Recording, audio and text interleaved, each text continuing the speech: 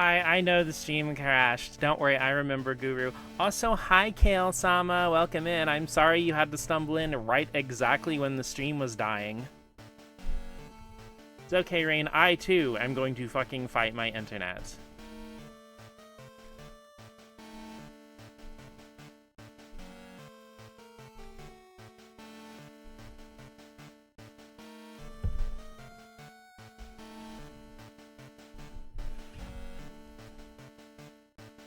Okay.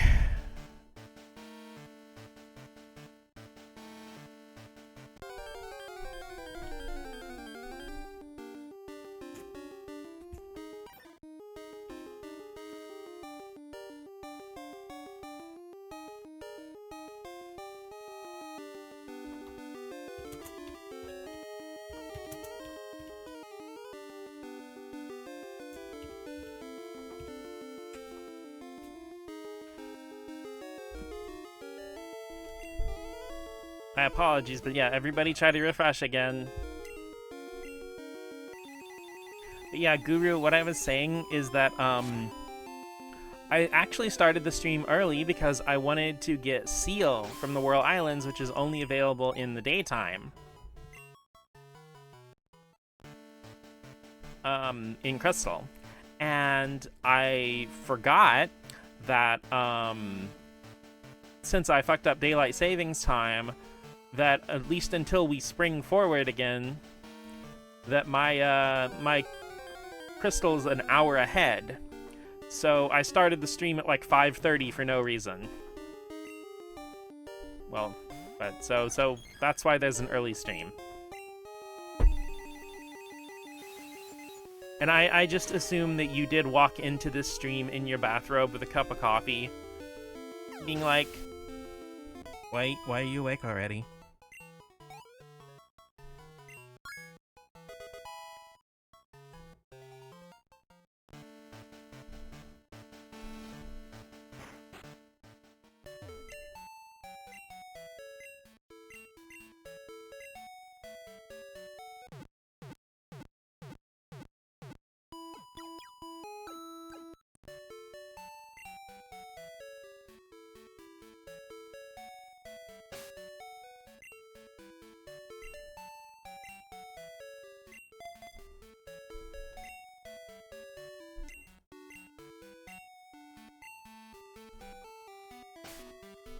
Okay, let's go ahead and save.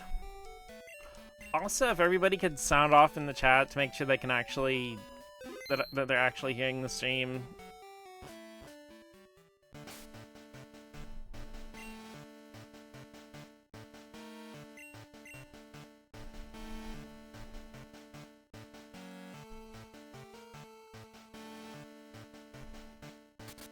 Off sound, well, okay, at least I got Rain.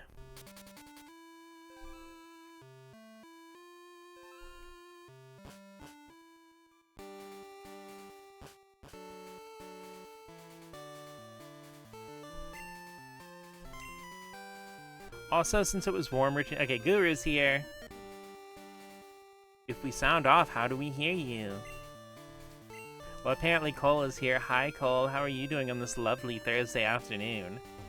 My streams died twice in 30 minutes. I guess you can call me Sekiro the way sad hoes die twice.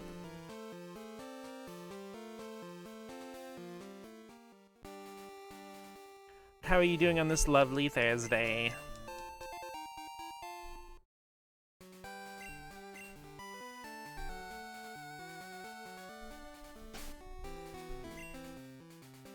What else are we missing in the decks that's actually gettable? Gotta get Raichu, Nidoking, Wigglytuff. Have to farm some Moonstones. I don't think I can get Mankey and Crystal. Can't get Machamp, can't get Golem. Okay, I'm working on Shelter Cloister. Seal I have to get in the daytime. Can't get Gengar, tired, but pizza later. Woo, what kind of pizza you getting? Not just the toppings, but like Pizza Hut, Domino's, frozen pizza, homemade pizza. Yeah, Exeggutor's one I gotta work on too. The Hitmons are a pain in the butt and they're gonna be expensive. Okay, wait. Rhyhorn, Rhydon. What the hell is between Rhydon? Oh, wait, I know what. Okay, we got our mission for today, you guys. We are going back to Kanto. Did I get that? Okay, I did.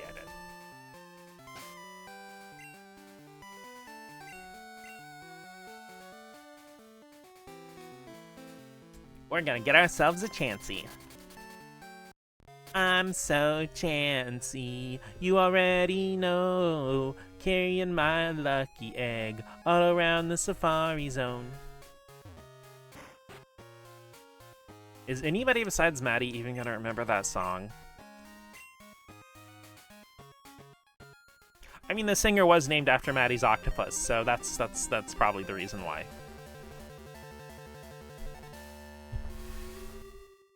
Just got here. What song? The fancy Iggy Azalea? Yeah. Sorry, Maddie. I apologize that the stream's cut out twice already. Can't believe an entire famous singer named herself after your octopus. But then again, Iggy is a pretty influential octopus, so... Fine, I'll bill you later. Thanks, I need a place to store my Pokemon.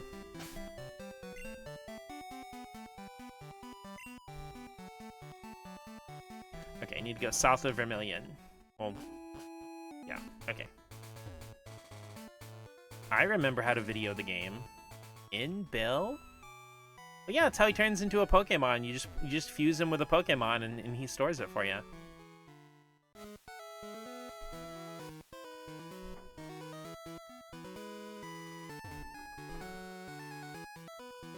My latest invention, the Billulator!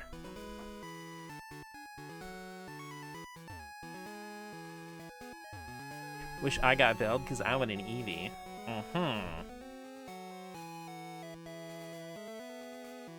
I mean, no Jasmine.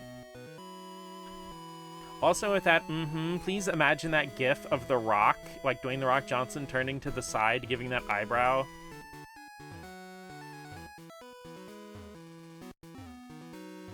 Despite all my rage, I am still just a rat in a maze. I know that's not actually how the song goes. A Lotad?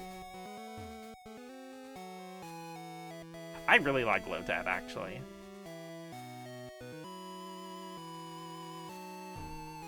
Fuck. Okay, gonna go get Pecan.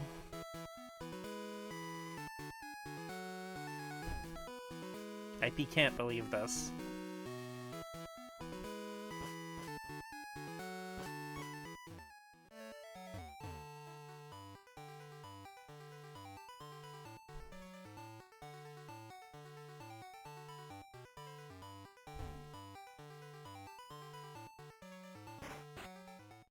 He can fly.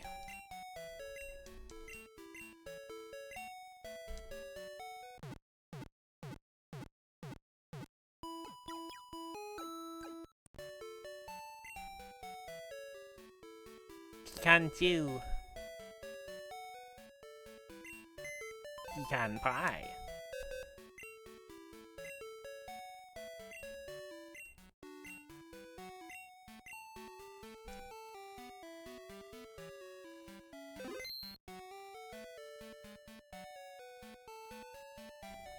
Okay, Bubble Tape, time to take a break.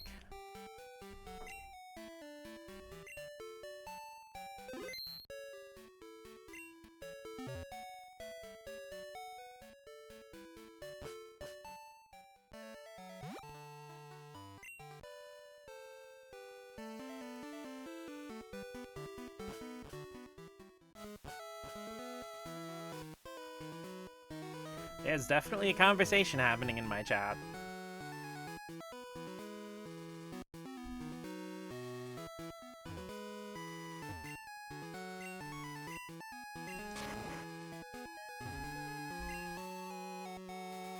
Hey, this is private. Look away. Okay, I'll play the rest of the game with my iPad.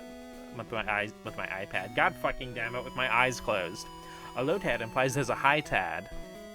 I just want to say, hi Tad, I'm low. Chansey's cute, but I don't have it. Do you have a Chansey? Want to trade it for my Aerodactyl? No. Trade, oh darn.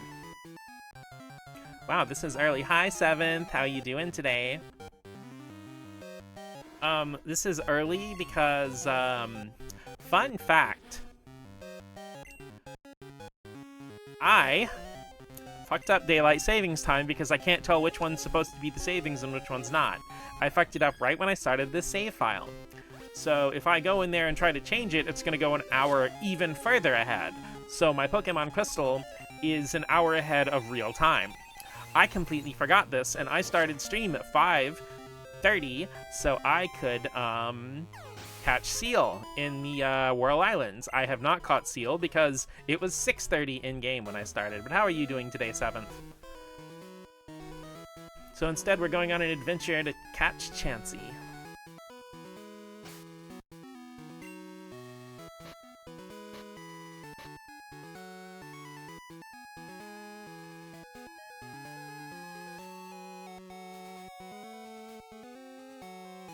Also, it seems to be okay for the last little bit, but my internet's cut out like twice in 40 minutes, so...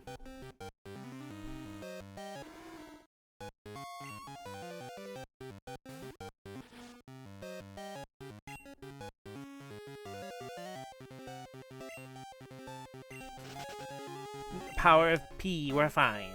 Eat you. Be quieter than usual, doing some editing, but I'm here. Cool. See, it's always good to hear you doing some editing, because that means there's a new video coming up. Everybody, if you're not subscribed to 7th Force on YouTube, go subscribe. He makes my favorite fighting game videos. Don't tell Kyle Winquote or Gabe Ruthless I said that, okay? They're all very close in the running.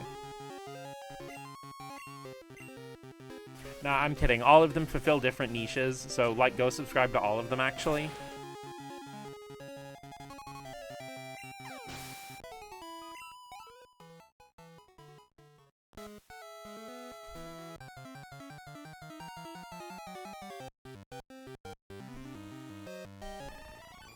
Two of my favorites. I know, you and Ruthless did a collab before. It was really good, too. I love how, like, her breakdowns of fighting game stages are so enjoyable. She also did the really kick-ass video that was like an hour long. That was really good. It wasn't a fighting game one, but it was still really good. And double check. It's like, I remember the thumbnail, but oh yeah, that's right. It was the Resident Evil one. That one was really freaking cool.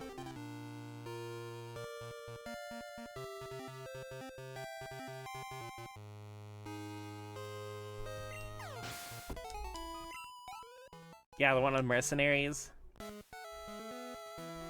It was weird. It was such a kick-ass thumbnail. The thumbnail reminded me of the video. As weird as that may sound.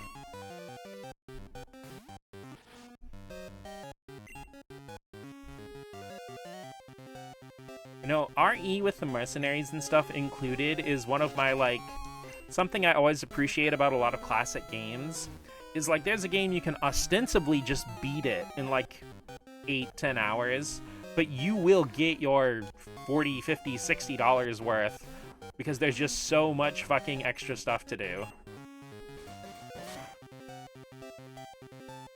I think that's something that a lot of... I'm gonna put it up on executives, producers, and suits not understanding this, because I'm pretty sure most people in game dev would understand this.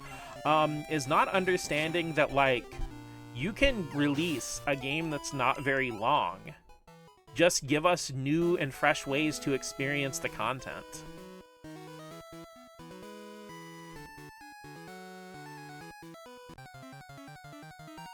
Because something as simple as, like Mercenaries' limited weapon loadouts can completely change, like, the content and what it feels like. Even if it's the same enemies and areas from the main games just being remixed. Or hell, something as simple as, like, letting us play as a character they never have before. Like, one of the coolest things, like, with Sonic Origins, I've played the Genesis Sonic games, like, to death, backward and forward. But something as simple as having the official capacity to play as Tails and Knuckles in Sonic 1.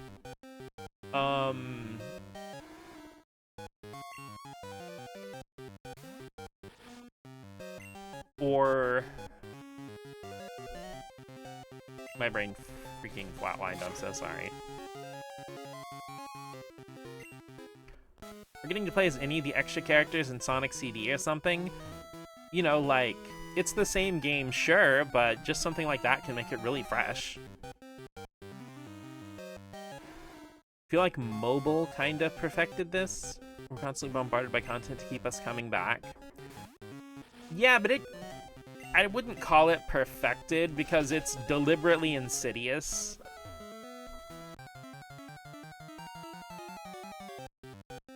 I mean, old gaming had its insidious practices too, as much as, you know, people in my age range love and adore strategy guides. Strategy guides definitely were there so you would buy them and spend the extra $20 alongside the game. And a lot of games had secrets that were so incredibly obtuse that you had to have a strategy guide to find them, unless you played a ridiculous amount, got lucky, or had a friend who had the strategy guide. Because as much as we all, like people around my age, all want strategy guides back and love them and love having a big booklet with all kinds of information on your favorite game, the reason why instruction manuals and strategy guides aren't as much of a thing anymore, besides obviously being able to look stuff up on, like, GameFAQs and all that, is because a lot of times that's just included as part of the game now. Like, if you go into Xenoblade 3's menu, it literally has an entire fucking instruction manual with video guides and stuff.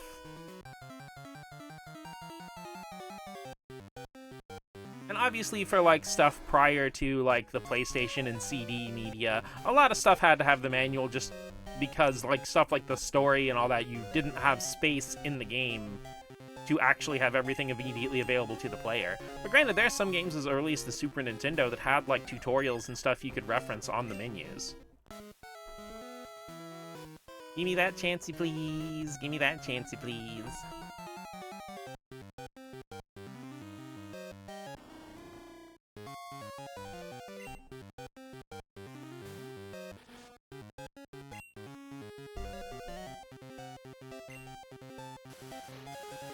Gonna go double check Cerebi to make absolutely sure I'm in the right spot, but I'm pretty sure I am.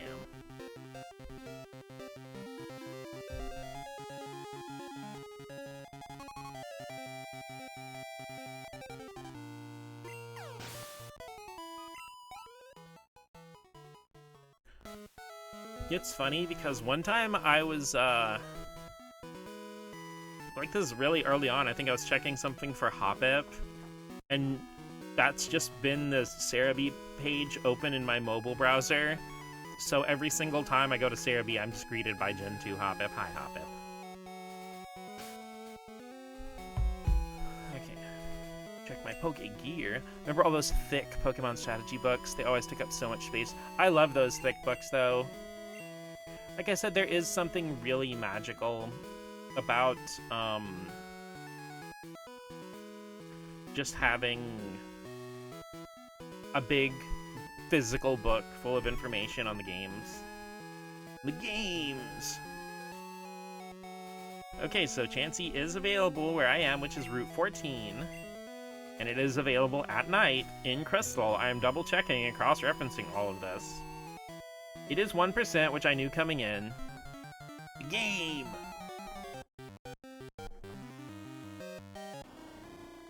Love how Gold, Silver, Crystalline, Heart Gold, Soul Silver both had 2 separate strategy guides each.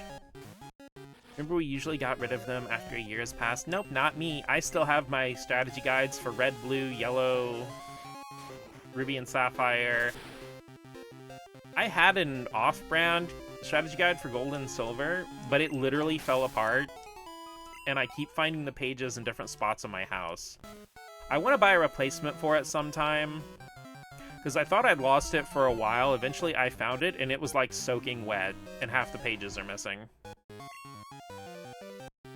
We had a leak in the roof, and we didn't know where it was, but I guess it's wherever the strategy guide was being stored, which I'm still mad about it. It's like Slind the Man. I summon elemental hero Slenderman! You have to fusion summon it by having all 5 pages face up in your spell trap zone. You know, it's weird thinking about it. No, wait, it's not weird thinking about it. I know why I never bothered to buy the official Gold and Silver strategy guides is because I fucking had Stadium 2.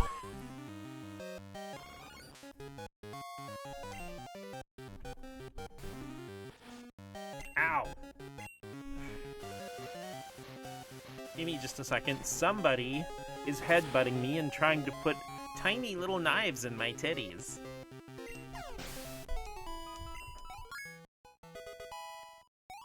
Came across a game store not too long ago that has a bunch of old Game Boy Color GBA era strategy guides. Ooh. Ooh.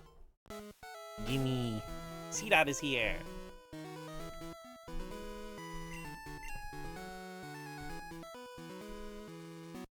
She is displaying some shifty behavior.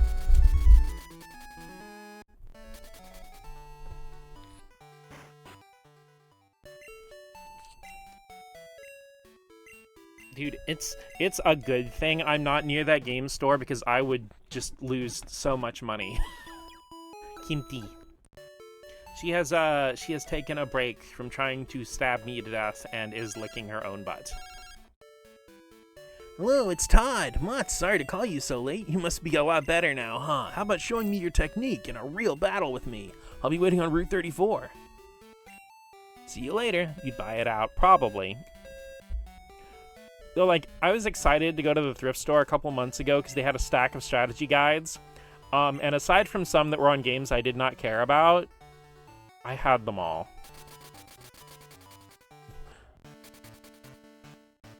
Mom is very space conscious, so she'd always make us get rid of things. I am so glad my mom was not like that. My mom was like, you can keep as much as you want as long as you can figure out how to store and take care of it. Deliberately not talked about it online because I don't want anyone to find it and clear it out. Oh yeah, for sure. Like, absolutely don't even say it in this chat. I do not want it to be recorded in the YouTube video. Like, keep it your secret because the shittiest scalpers alive will find it and they will take everything. And it'll sit in their warehouse, never selling.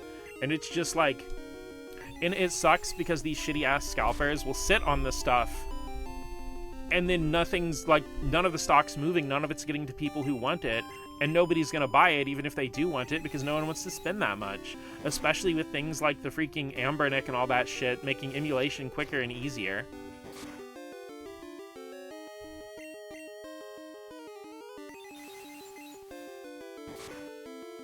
My mom was like that, but she didn't want us to be hoarders, so she'd make sure we weren't keeping trash on our bookshelves. I get that, but again, like, I guess I'm glad my mom was sensitive to things that were emotionally important to me as well. I don't know if that sounds weird or not, but like...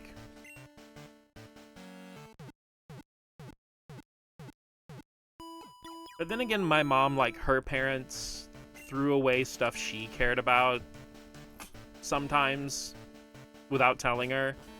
So I feel like she was very much in don't want to inflict that on my child kind of thing.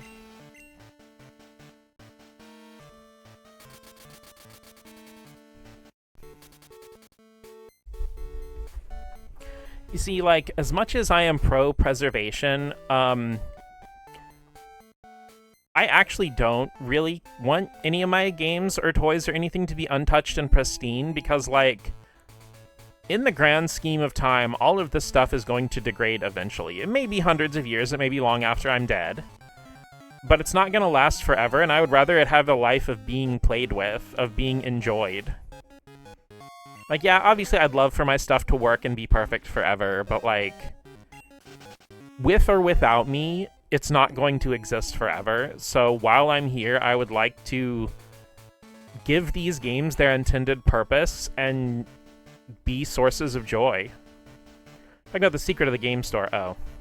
I'm sorry, Maddie got me on a philosophical rant by me completely misreading what they were talking about. Tee-hee. But is that not just the nature of me? Ow! Oh, knives in my titty, please stop. I know you must biscuit, but please, can you not use the murder weapons?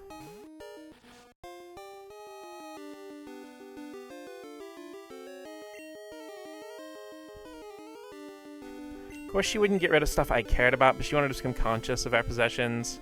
What a monster. Oh, yeah, I know, I get it. I'm just saying, like, I have known too many people with parents who would do stuff like that, and it makes me sad.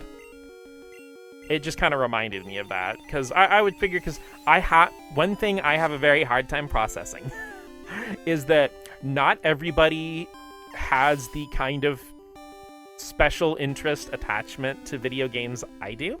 So for a lot of people, they beat a game and they just trade it in or give it away. You know, they'll just donate their old strategy guides, give them away to somebody, and they don't ever think about it again because it was just a thing they did once. You know, it's like they're done. And I'm just like, I'm just not like that. Which I feel like if you've been in my stream at all, it's probably incredibly obvious.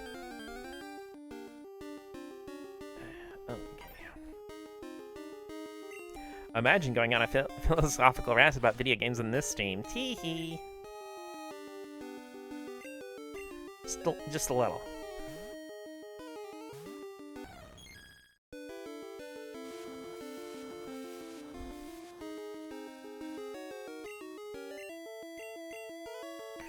The weird thing is, though, it's like...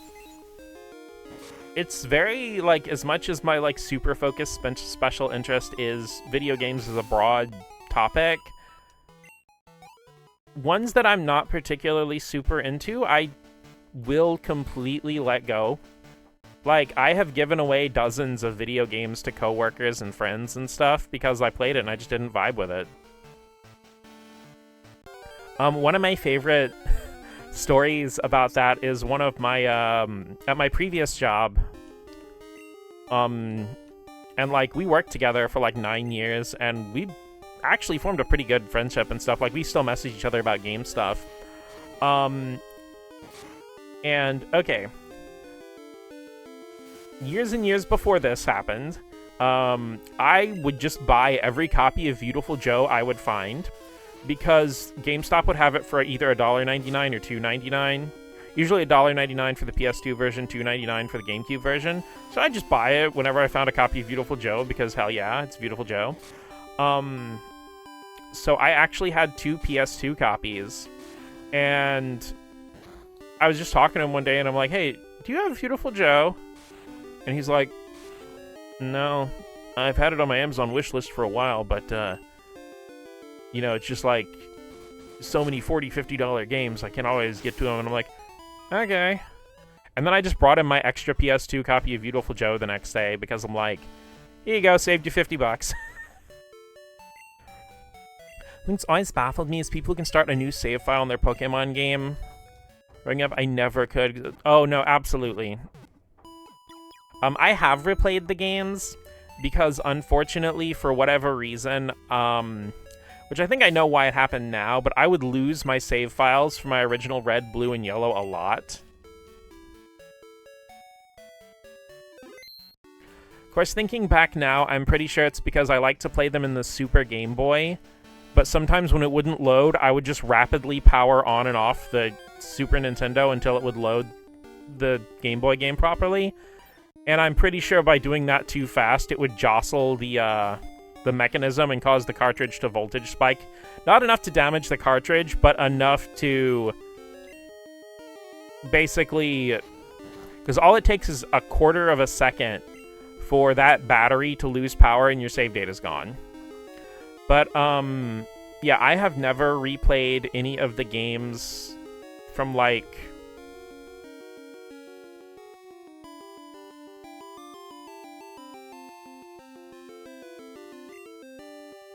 Yeah. I think Diamond, Pearl onward. I've never had a full replay, which is why I'm glad with the Switch. All you have to do is make a second account, even if you never attach a Nintendo account to it. All you have to do is make a second account, and even games with one single save file you can play again, which is wonderful. And I put an asterisk because I have okay, my original Ruby version file is still intact, but I've replayed Sapphire a lot because I would just transfer Pokemon to other games. You know, just like catch like 30 Pidgeys or something and just transfer everything over. Oh shit, I have made a terrible mistake.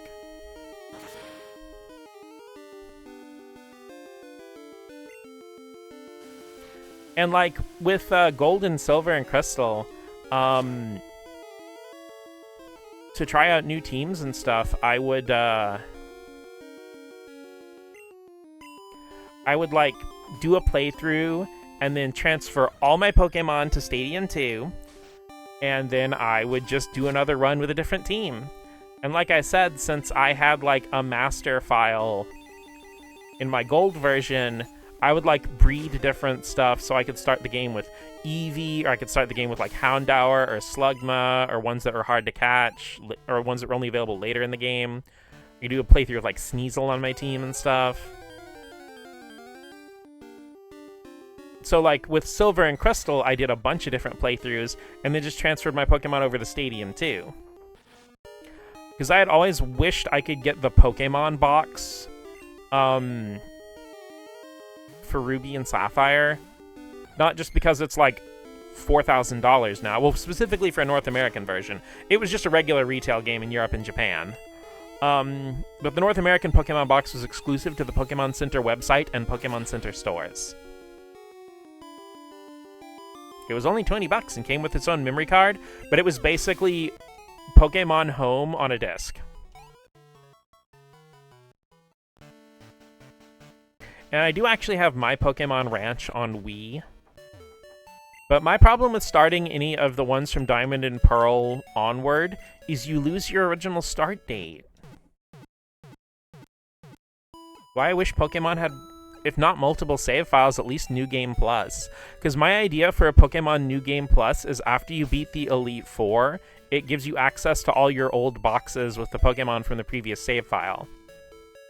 And like the New Game Plus, you could even maybe keep your same trainer ID and stuff.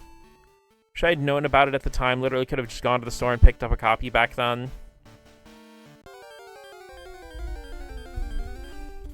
Well, that's the thing, I knew about it, but like, I didn't have home internet, and Mom and I were both very wary of online shopping back then, because we were afraid that, like, Mom was afraid she'd get her credit card number stolen. This was, like, way before online shopping was normalized. You know, because this was, like, 2002 or something. Also, Pokemon Box would let you play Ruby or Sapphire on the TV, even if you didn't have a Game Boy player. I completely forgot I gave him that paralyzed Cure Berry. That came in handy. Yeah, but even though I'm pretty sure you could transfer stuff from Fire Red, Leaf Green, or Emerald, it would only let you play Ruby and Sapphire. I did actually get the pre-order for Pokemon Coliseum, though. Okay, no, wait, I'm gonna go battle Todd. That's why I'm here. I just started grinding again. Todd's gonna sell me Skyrim for the 400th time. Oh yeah, speaking of, the Switch 2 version of Skyrim got a big stability update. And trying to make Skyrim stable for 15 years, it still hasn't worked.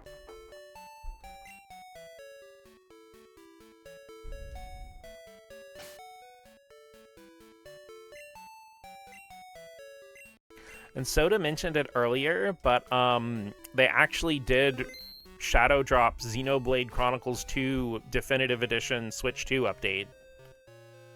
So, yeah, a Xenoblade game in 4K at 60 FPS on official hardware feels like an unreal dream. I'm really hoping that 1, 2, and 3 get that treatment too. Go battle Todd! Oh my gosh, ADHD, please!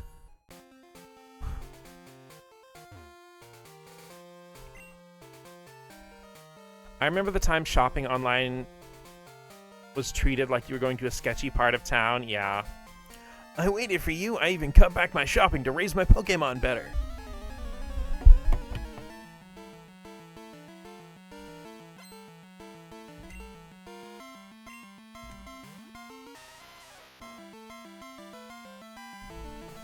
Yeah, Pokemon Coliseum was actually the first game I ever pre-ordered.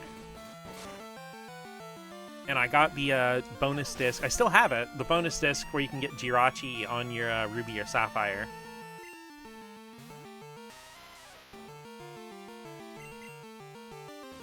Interestingly, in Europe, that actually gets you Celebi. And I don't know if Celebi was ever formally officially released for Gen 3 in North America.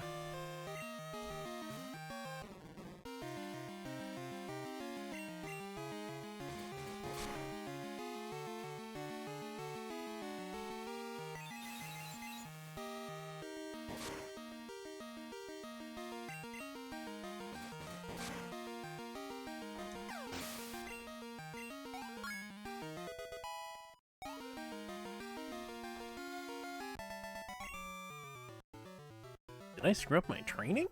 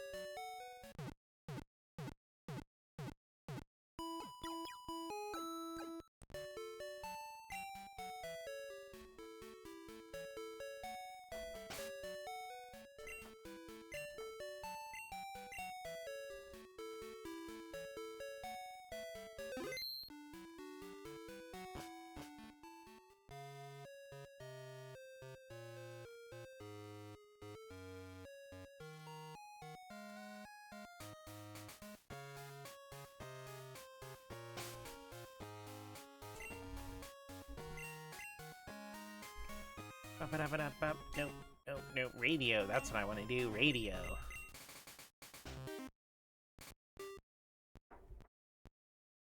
Other way.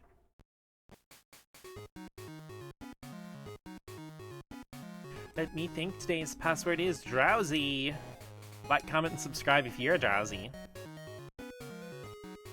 Reminds me of when there's a time whenever a new Pokemon movie came out, you'd be able to get a Pokemon that was featured in the movie as long as you brought your DS along with the movie ticket. I know they had that in Japan, but I don't think they ever had that in the US. A lot of the legendaries I got from Pearl were all from the movies.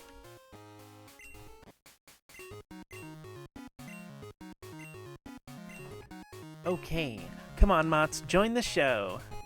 Everyone ready? I hear you shout out today's password for Mots.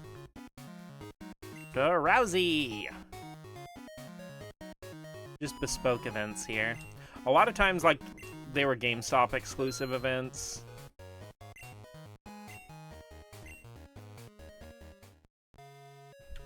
Thankfully, at that time, they weren't limited. All you had to do was show up with your DS, and they usually had a, They usually just had a little thing in the back that would, like, put out the mystery gift signal. Honestly, I'm so glad modern mystery gifts are just done by going to the mystery gift menu on your Switch and just, or 3DS or whatever, and just being like, yes, I will get that legendary, please. Also, shout out to Magearna for Pokemon Ultra Sun and, well, I think regular Sun and Moon too. With Magearna, you can, as long as you scan the QR code, you can get it whenever. No internet connection or anything like that required. Hi, Whoopie. How are you doing today on this lovely Thursday evening?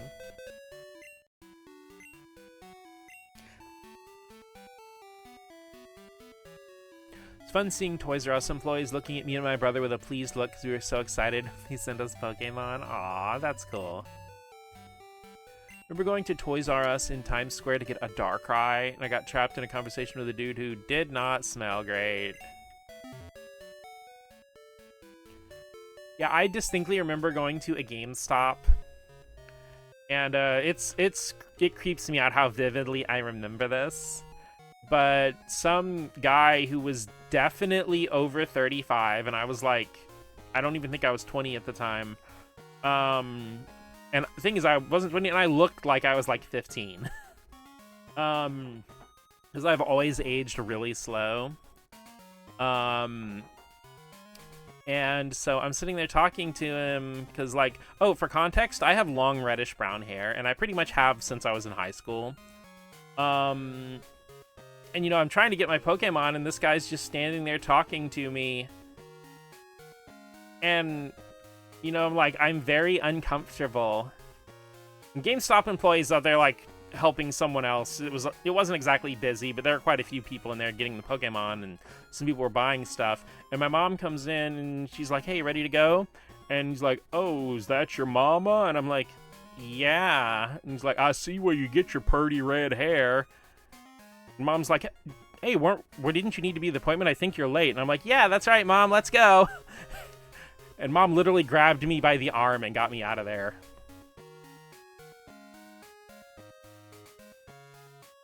Okay, hopping back on the magnet train. We got a Chansey to chance. Oh, no, I was like omega uncomfortable the whole time. Unfortunately, I didn't think to carry anything like that with me at the time. I didn't mean to, like, outplay your anecdote or anything like that, Seventh. I didn't mean it like that. I'm sorry. It just reminded me of that.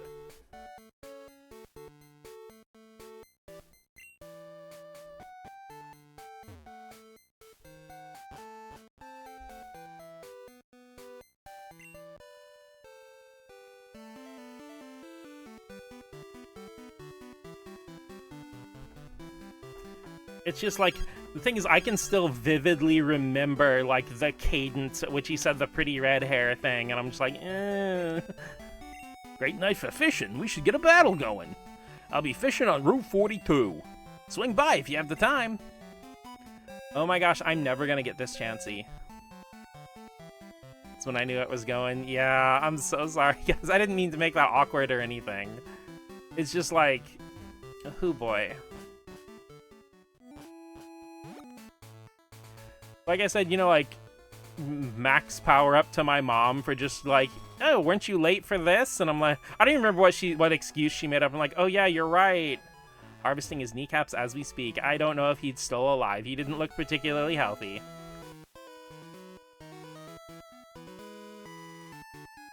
You know, like, these are also kind of like this in Red and Blue, and I've always wondered, like, are these supposed to be things in the ground that stick up? Are these supposed to be like, you can walk right over them so they don't feel like railing? I apologize, we've all been in weird situations. Well, I never saw that person ever again, so...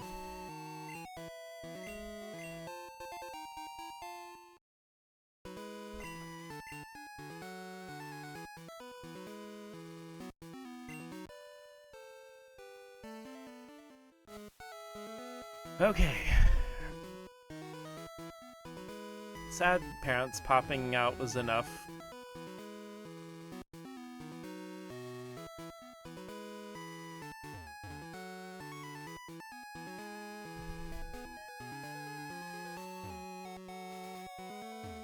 Yeah, it is super weird.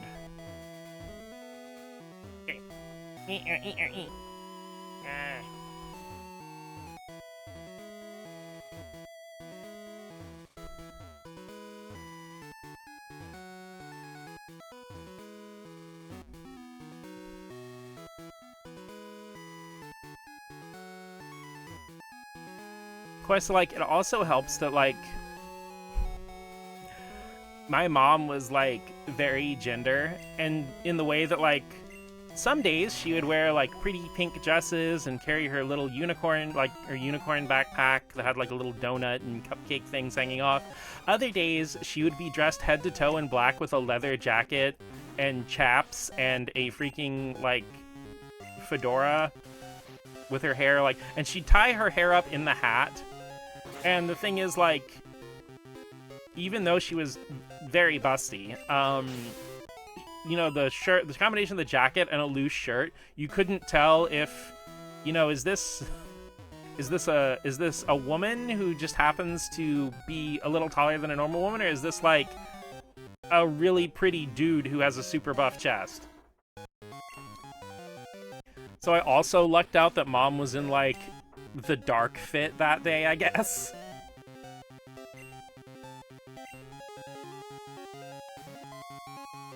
Because I think I've mentioned this before, but my mom actually did teach martial arts for a couple years when I was really little, so...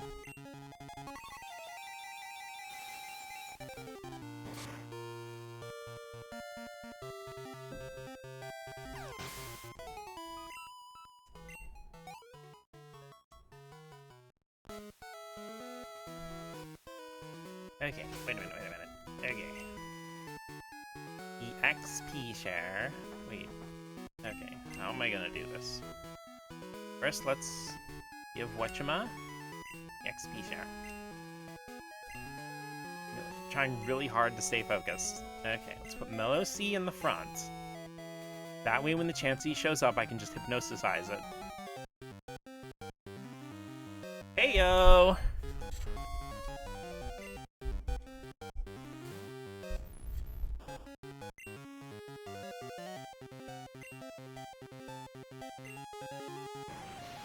How dare you, first of all. Yo. Okay. Don't want you going anywhere, first of all. You better not have roar or some shit. Okay, hypnosis.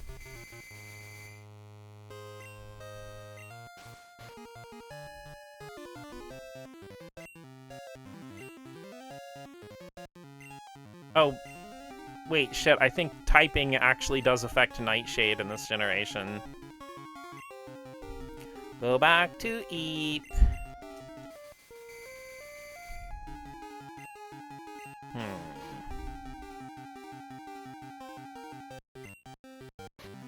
Maybe I can just luck out. Friendship!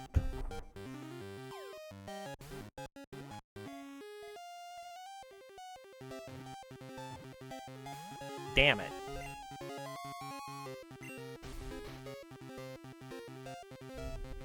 Oh wait, that's right. I have to use my shonen anime logic. If we want to use the power of friendship, I have to beat your ass first.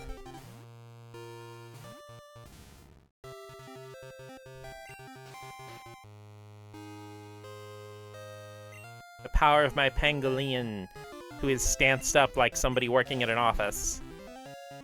Love my friend, Balls.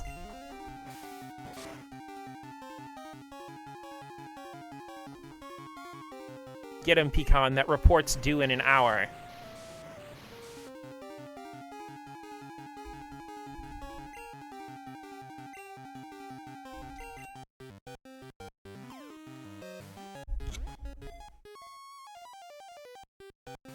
Damn it. Okay. Let's get Mellow Cream back in here. Because Chansey has really high HP and special defense, but really low physical defense, so I don't want to risk using another physical attack on it.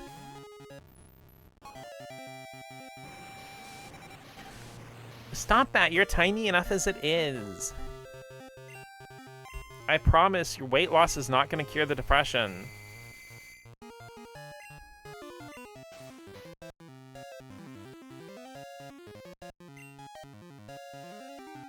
Someone can't love you with the tummy, they never loved you in the first place.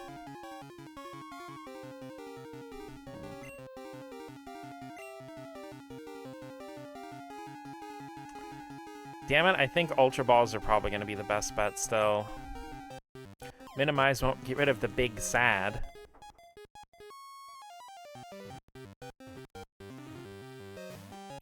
Ah!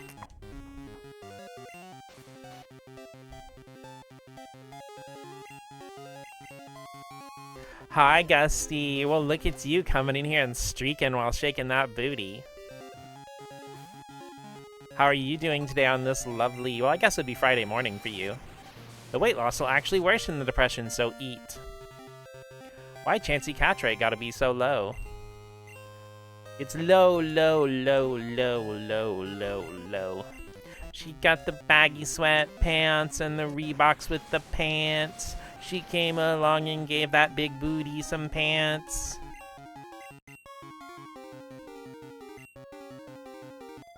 How fucking dare you? Thursday night, it's only 1 a.m. About to go to bed, actually. Then let the dulcet tones of my squeaky mouse voice lull you to sleep. Lull. I'm sorry, any opportunity for apple bottom jeans is one that I will not pass up.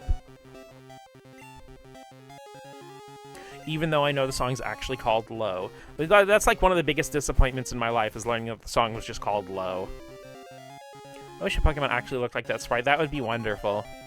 Just a tiny little fella. Just look at her. She's a tiny little fella. Okay. Wakes up, immediately slaps me. We have got to have a talk about our relationship. Shorty got them apple bottom jeans. Whole club looking at jeans.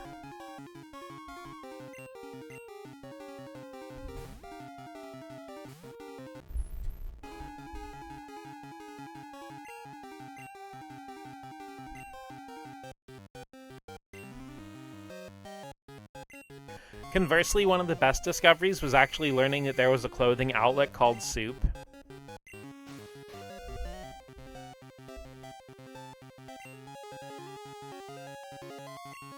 Hey, balls time!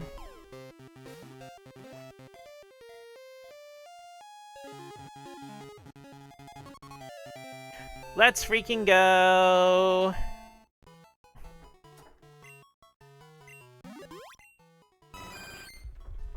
Having flashbacks. People try to catch it for its extremely nutritious eggs, but it can rarely be found. Apple jeans, Apple wearing jeans. The whole club, Apple's wearing jeans.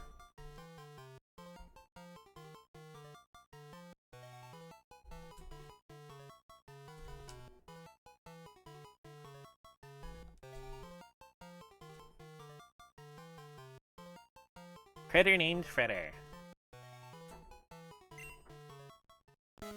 Okay, we're halfway there.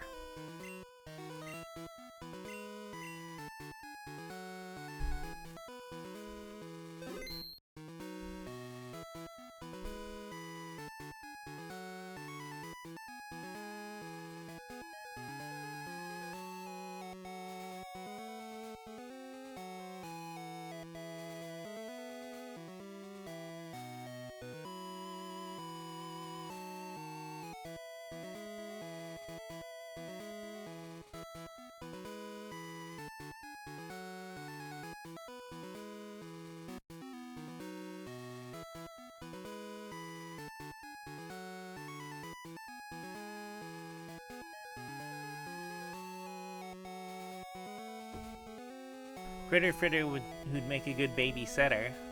It's true. Save. I think I did already, but we're doing it again. Oh my god, that rhymed.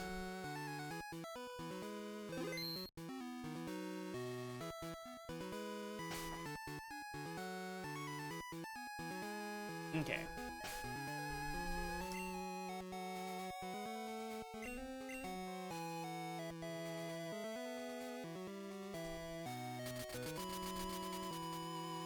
Don't worry, I have not forgotten about Aerodactyl Lady. But instead of putting myself through trying to catch another 1% Chansey,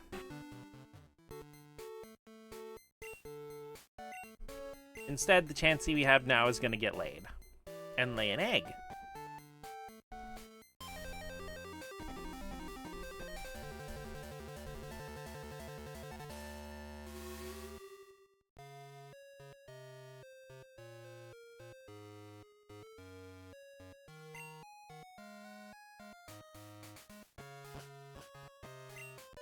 But I was only half listening there, what?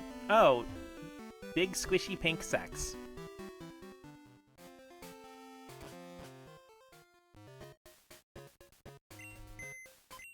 No, there's a lady who wants to trade Chansey for Aerodactyl, but instead of trying to put myself through trying to get another 1% Chansey to trade to her, I'm just going to breed the one I got.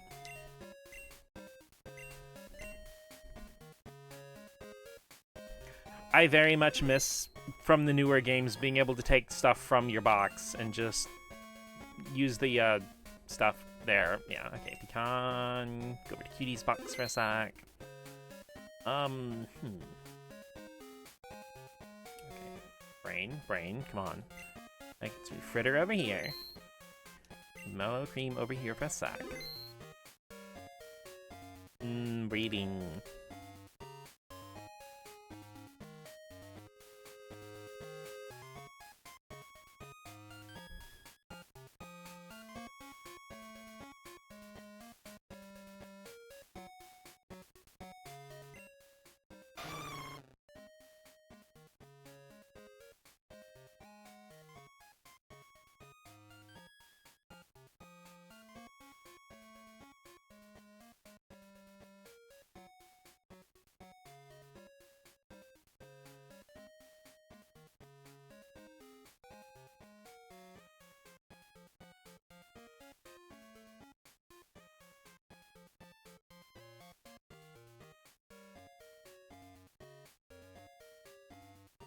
I was gonna try to breed one with Heal Bell, but that's going to be an absolute nightmare.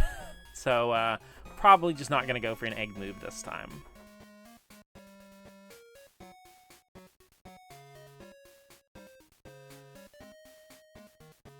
Because to get a Chansey with Heal Bell, you have to get a Snubbull with Heal Bell. And to get a Snubbull with Heal Bell, you,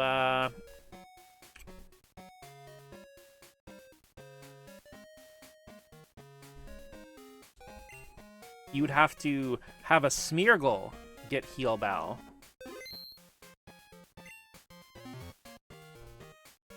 And I don't even know where in the game you fight something with Heal Bells. Not all eggs are born with the moves.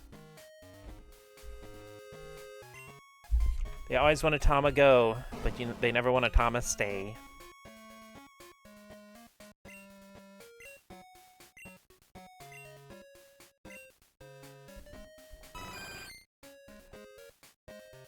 Yeah, if I was like making a Chansey for Stadium 2 or something, I'd probably go for it, but just for this, for the LOLs, I'm not going to put myself through that right now. Okay, Chansey, bang that funny dog man, please.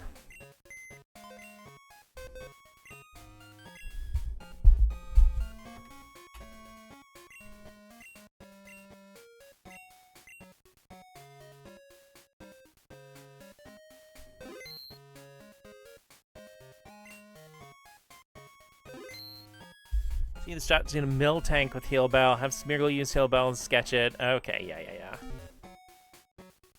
That would probably be the way to go. But like I said, that would be definitely worth it if I was like making a competitive team for Stadium 2, but just for my casual LOLs, I'm not gonna put myself through that right now. Because as soon as like Smeargle is something on something's chain breeding page, I'm just like, yeah, I'm done.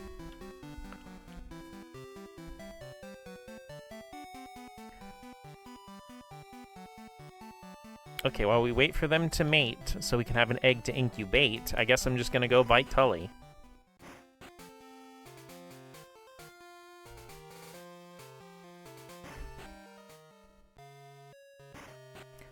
Yes, I'm aware I could fly, but I like walking through Johto because it's beautiful. Also, while I'm sure most of you are probably more familiar with Heart Gold and Soul Silver than you are with this game, just in case you're not, at some point in your free time, go look up the National Park theme, like this song, but the Heart Gold and Soul Silver version. It is sublime. Granted, this version's also fantastic, but...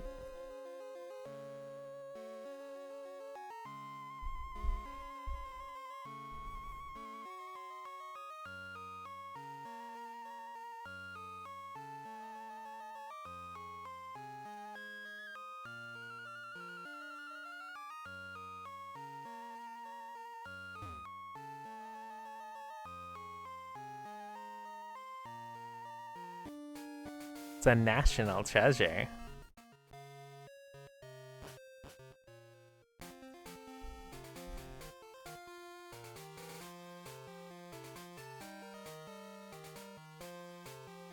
Tully. Tully on Route 42, that's where we're going.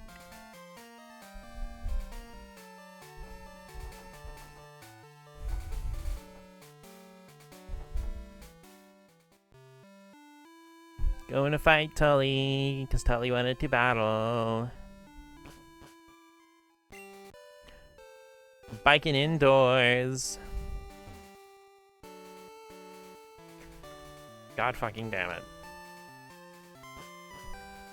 I deposited my surf user and forgot to take them back out.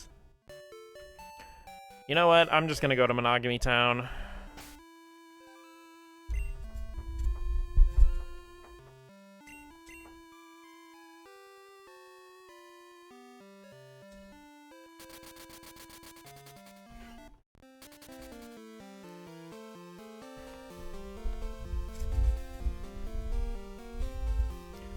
Monogamy Town.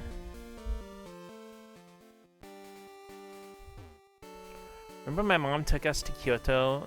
My brother were so excited to see the temple towers, and she was confused. She was so unaware of the reason why they kept pointing at it.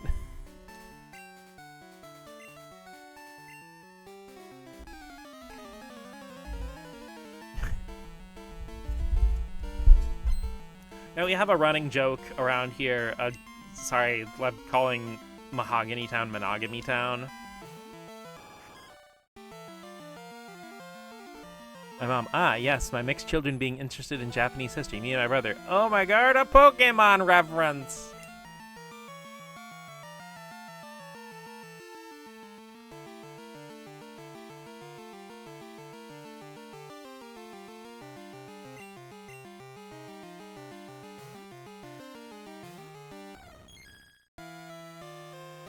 That's the thing is, like, of course, Maddie made the joke that, like, Poliwag and its evolutions aren't allowed in Monogamy Town. Because that's just Maddie's standard thing, is being funnier than me in my chat.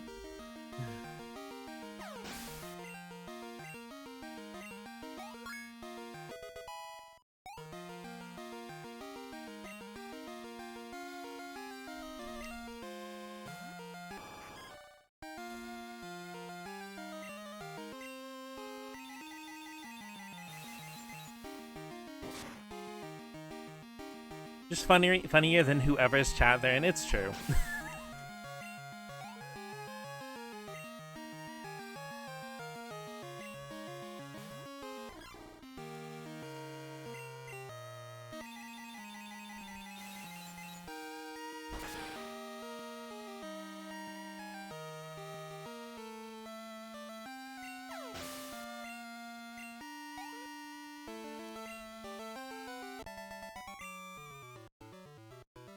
What? That's not right.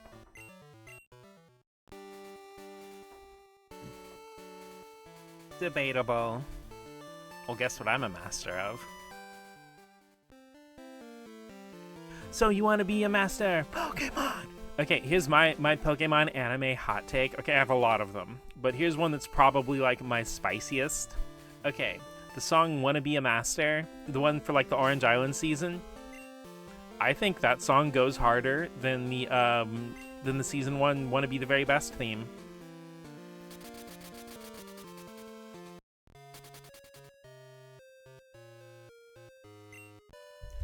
You wanna take the ultimate test, find the courage to be bold, risk it all, protect the... fucking good job, brain.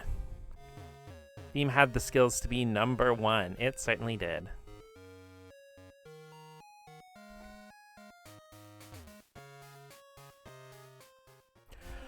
Also, shout out to Pikachu Revolts, the Orange Island episode, which for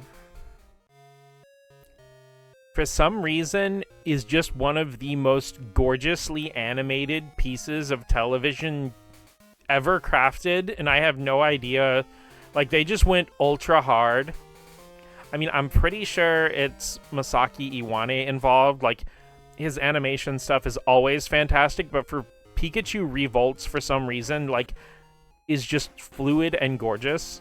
And I have no idea why they went that hard on that specific episode. Then again, like, anytime Butch and Cassidy showed up, the show just got, like, super serious. Hot take is that the Master Quest is the best opening. They're all great up to that point. It's true. Like, all the Kanto and Johto openings range from pretty darn good to amazing. Huh?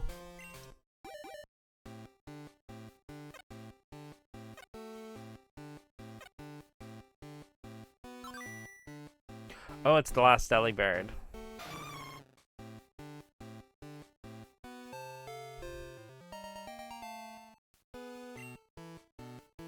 Bird.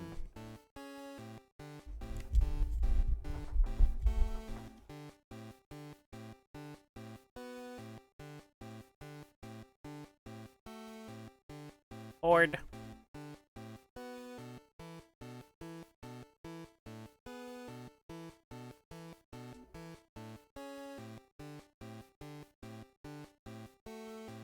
Beep.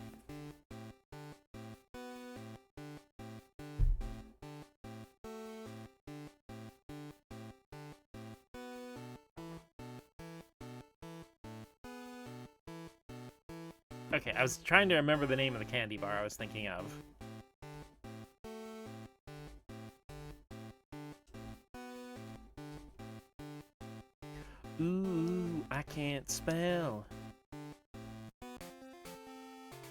My son. Son's a girl, bro.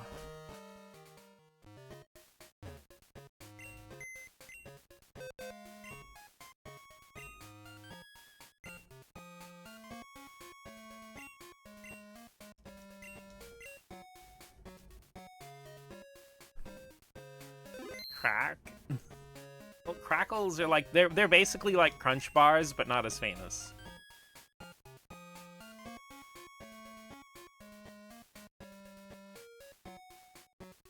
And all her siblings, which didn't get names because I was really frustrated trying to get a male Delibird.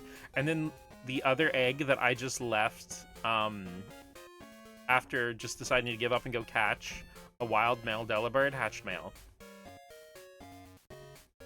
Gonna be Cracker Barrel or something? I'm only a quarter white, okay? I'm not Cracker Barrel white.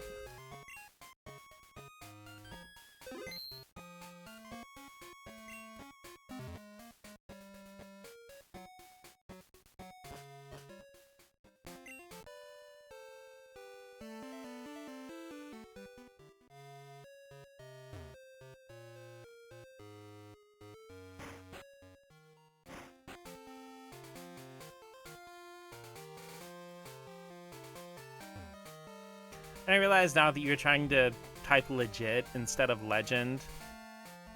Autocorrect comes for us all. Has Cracker in the name for a reason. Their cheese is kind of overrated, too.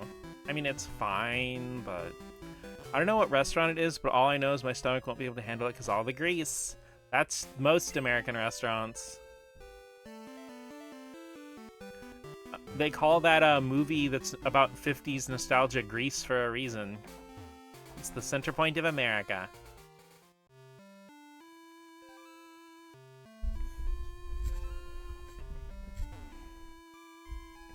American food's got more filler in it than classic Naruto animation.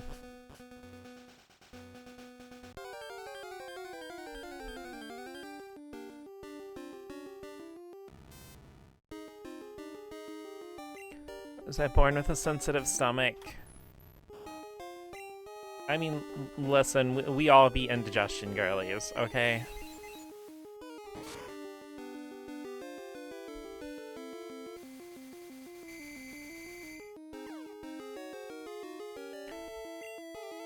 Yeah, I'm a girl with IBS, independent, beautiful, sitting on the toilet multiple times a day because my stomach can't digest anything.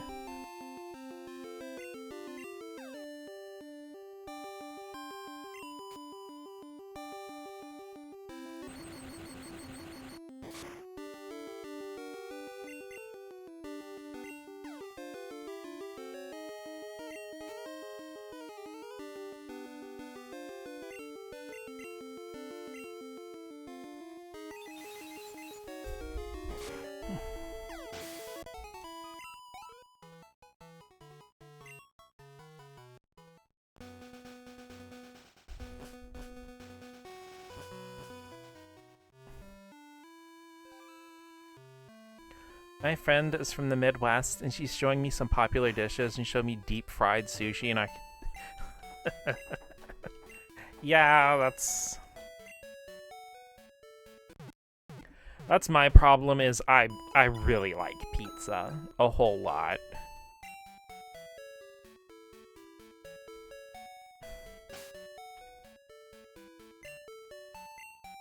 And right now, my oven... Well, it's not broken, but it needs a replacement for one of the heating elements.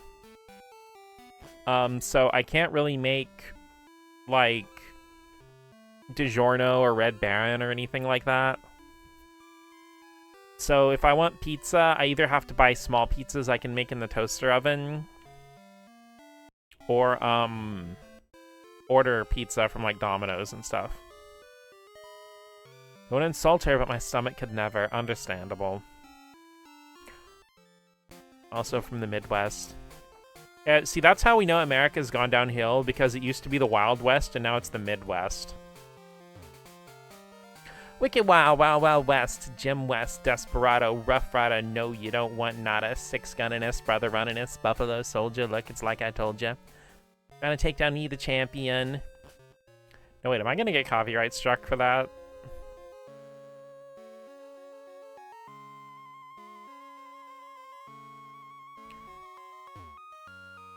Pizza's go-to is too good to go without. And that's why I don't have a flat tummy, because pizza and pasta are super yummy.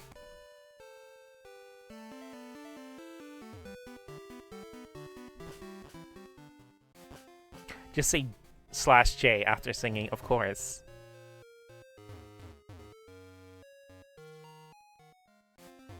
Because as we know, the squeaky nasal trans woman sounds exactly like Will Smith. Really strong stomach, not spicy food to eat. Well, I like spicy stuff too, but it doesn't stop me from having a sensitive stomach. Yeesh. Wahoo! Tamago. Love me some huevos.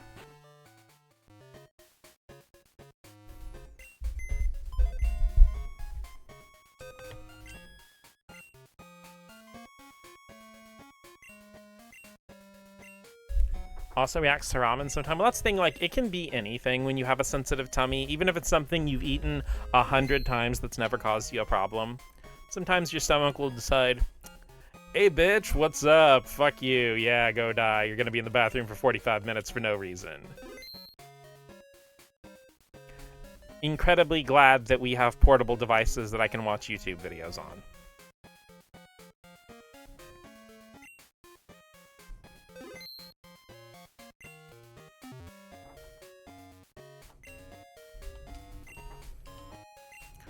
Weirdly enough, I haven't had as much problem with it as I've been shifting my diet to be more toward protein and stuff. Because even non-meat proteins, like, you know, having more peanut butter in my diet helps. Granted, I still love me pizza and me pasta, but... Also, after doing so much competitive breeding in Gen 6 and 7, every time I take my Pokemon back from the daycare, I always instinctively feel like I should take held items off of them because I'm so used to using, like, the Destiny Knot and stuff like that. Fuck. Fuck. There we go.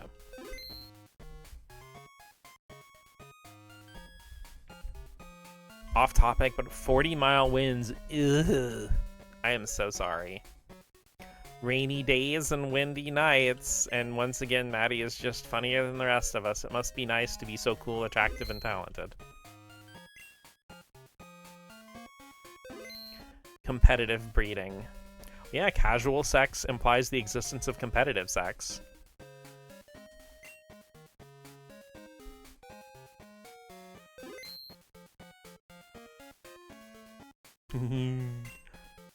I mean, you know.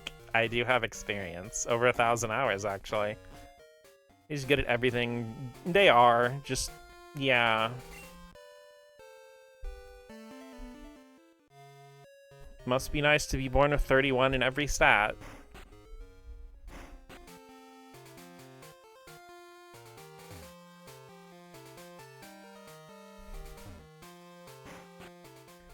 Orgies, competitive breeding. No. That's like the breeding version of playing Super Smash Brothers with 4 players and items on. Except age for at least a few more years. Well, you'll be older than me soon, don't worry.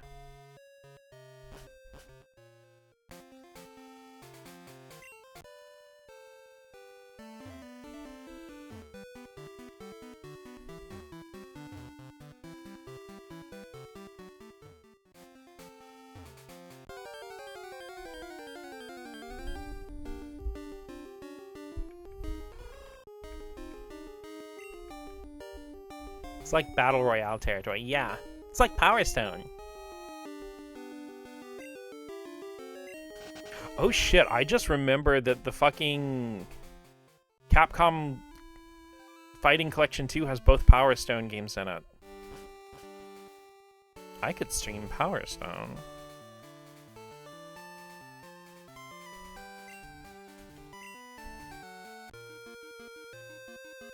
It's originally the joke I was gonna make.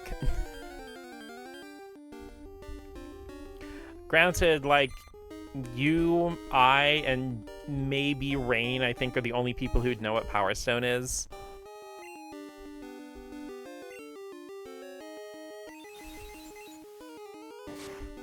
But everybody should know what Power Stone is.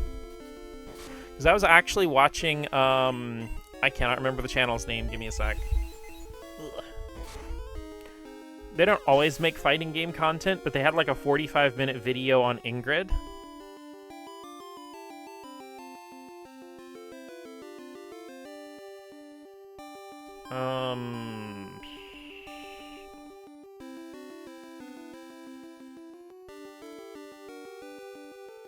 Okay, it was MZMZ. No wonder I couldn't remember the name. Yeah, and basically like a good 15 minutes of the video was just a breakdown of Capcom Fighting Jam. And that made me think about how much I really want to play Capcom Fighting Jam because it's a complete and total disaster and it fascinates me. It's the closest thing any game has actually come to non-jokingly being an official Mugen. And then I also remembered that I've never played Red Earth before, and I really want to give it a try. Because, you know, the Red Earth characters are in Fighting Jam. And then I'm like, oh wait, shit. I can just buy these games on a modern console. Thank you, Capcom, for keeping your old games available. Unironically, thank you. If anyone from Capcom's watching this, I hope you have headphones on because I say fuck and talk about dicks a lot. But also, thank you so much for keeping all those games available. Mutts, good evening. It's me, Gavin. How you doing? Let's battle. I'll be waiting on Route 26. Give me a shout when you're close. Okay, talk to you soon. Okay, Gavin, last time we battled, you crashed my internet. So if you do that again, I'm going to be very salty. Hi, Mega Man. Hope Mega Man's having fun sliding with his dog. Physically even, I know, it freaking rules. Honestly, even though it sucks that the Xbox versions didn't get physicals, I think it's awesome that Microsoft actually worked something out with them to get Xbox versions for the Marvel, you know, the Marvel Collection and Fighting Collection too. Because originally they were only going to be PS4, Switch, and PC. Honestly, in general, I'm glad Xbox really doesn't get left out of releases anymore, even if they don't always get physicals. I'm glad it worked out, too. I hope so many more people got to uninstall it after getting matched with the Wazzler. I'm kidding. It's like, one of the wildest ones to me was Romancing Saga 2, which...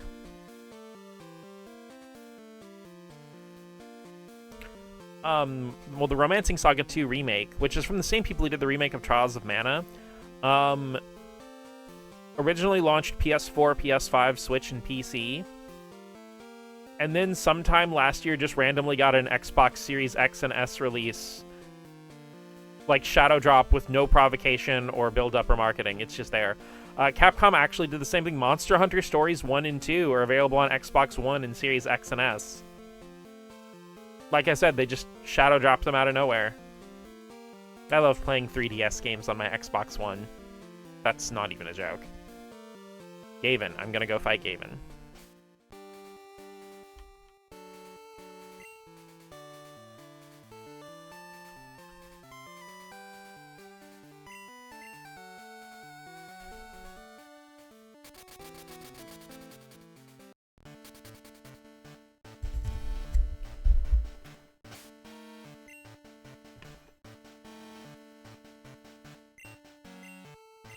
Is Wetchum still holding the experience share? Yes, she is. Okay, Jelly Belly, to arms and go wild. It's like, again, as much as I give crap to Sony about ignoring their old series, at least they've kept Wild Arms 1 and 2 available on everything. Wait, shit, is Musketeer still holding my amulet coin?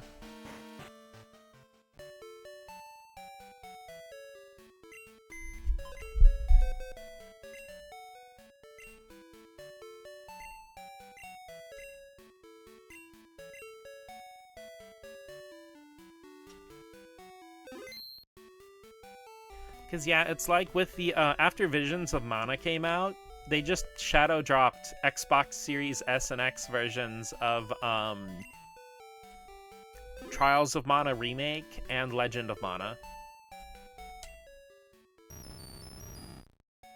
Yes, they are holding it. Okay. Going to get Visions. Oh, dude, it is so amazing. It's like, it's everything you would want a modern Mana game to be. It's also one of the most stunningly gorgeous games in recent memory. I did not put them on my team, I just moved them to the... Ikea, what are you doing?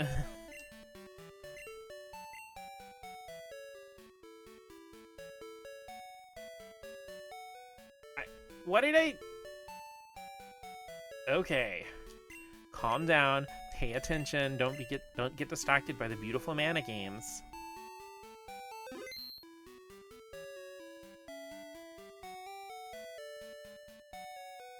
Okay, I just moved Max Toast, just completely skipped my party. Not Max Toast. Oh boy, the tired is really getting me. No, it's my fault. Because here's the thing. I am firmly in the belief that nobody can actually multitask, like, for real. You have a limited amount of attention, and when you're splitting it, you're not doing any of the tasks at 100%.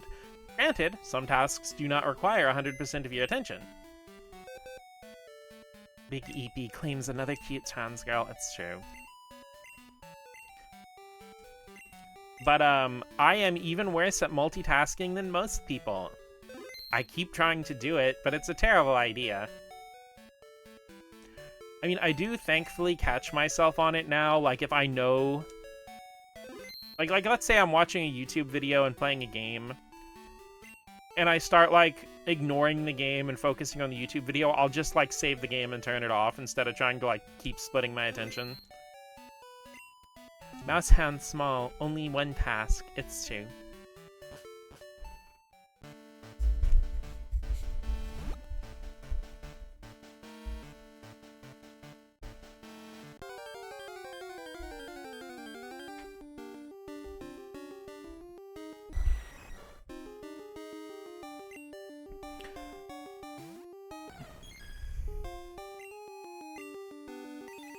Because, I mean, again, there are some times when a task doesn't need your full attention. Like, if you're grinding in, like, a turn-based game, yeah, you can listen to, like, a podcast or a YouTube video or something, but...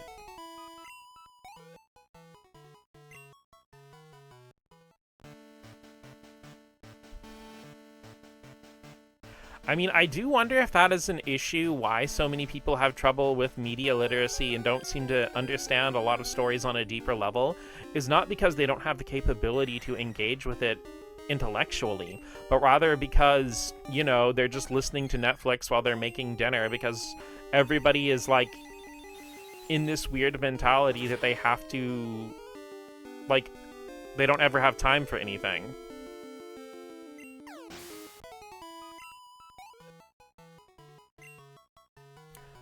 So you feel like you've always got to do everything at once, and it's like... But if stuff around us is supposed to be making life more efficient, how do we have less time? I mean, granted, a lot of that can be attributed to just, like, getting caught in what my mom would call a scroll hole, which is more commonly known as doom scrolling.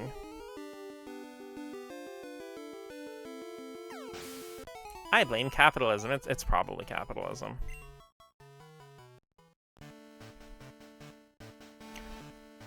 Guilty of this, I'd watch movies while drawing. Well, I mean, it's different if you're listening to, like... You know, like, if I'm listening to Dragon Ball while working on something, you know... I would not worried about it. I've got it memorized. I know what's going on without even looking at the TV, but... Most peaceful I felt is playing Mario Kart, playing Pokemon, or watching videos on YouTube.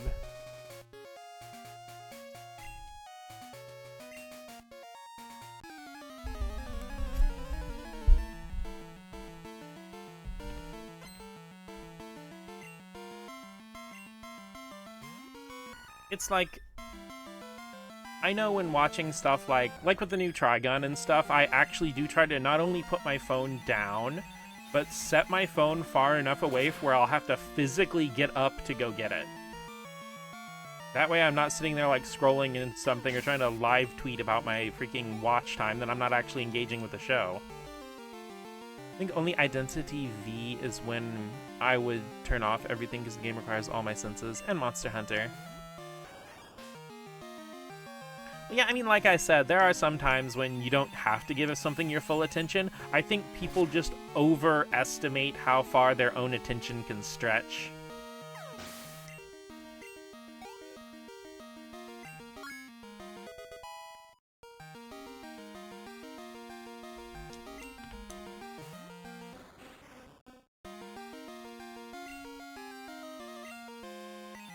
And, like, I'm guilty of it, too, and I try to... If I notice my attention's wavering or something, if I'm not taking it in, not engaging with it, I will turn off the thing that I...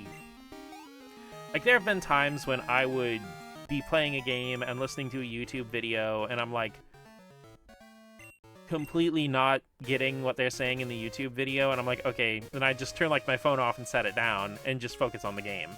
Or... turn the game off, like save and turn the game off, and just finish the video.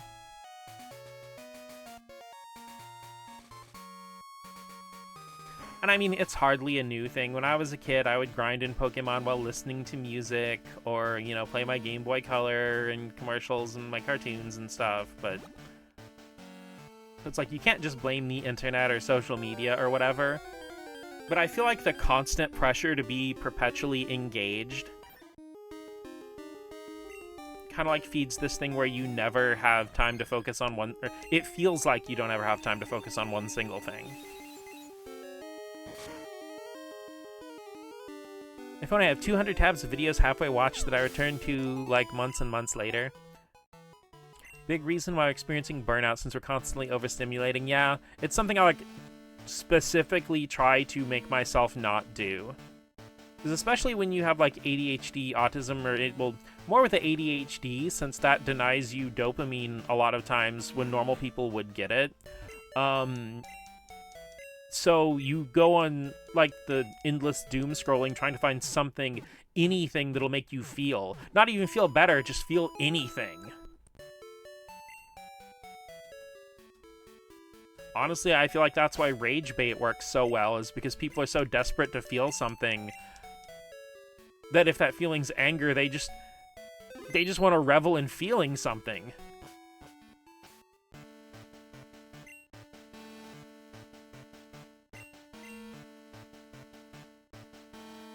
Unfortunately, extremely susceptible to burnout. I mean, like,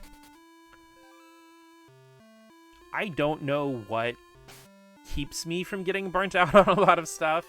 I don't know if it's something in my brain space that, like... because, I mean, almost everything that I like, that I've liked for a long period of time, I just never get tired of. Like, I found a Sonic the Hedgehog comic book in a freaking drugstore when I was 6, and I never stopped liking Sonic the Hedgehog ever since. He really invested in scrolling Instagram, especially because a bunch of colorful images and videos brain latches onto, not just text. Burnout happens to me way more often than I'd like to admit. I mean... if I'm correct, 7th, you work a job and you work on YouTube stuff, and you still do stuff like gaming and drawing in your free time, so... and that's plus whatever other things that the rest of us don't know about that's a part of your life. Not that you're under any obligation to ever tell us, I'm just saying, like, I know at the very least that you're engaging in a lot of those things. And I'm sure there's way more. That's why, like, on my birthday yesterday, I was tempted to do a big birthday stream and have a lot of fun and stuff like that, but I decided to just take an entire day for just me where I didn't have to do anything. I wouldn't even let myself do anything work-related. Oh, yeah, I guess I'm not one of those people who makes a big deal out of my birthday. I'm not a huge fan of holiday pomp and circumstance and stuff like that, but thank you for the happy birthdays, and a lot of my homies wished me happy birthday yesterday, too. Maybe because I'm in the Fujoshi scene a little too deep, but I've noticed people who experience burnout in their interest are the ones who invest so much all at once instead of gradually consuming it. So I'm still obsessed with it despite 10 years. Yeah. I think, like, overdoing it when you get super into something, can also do that to you. It's always another year when you feel like it too. You don't ever gotta force yourself. I know. Like I said, I'm glad that I just went ahead and took the day to just have a day. That was just my day.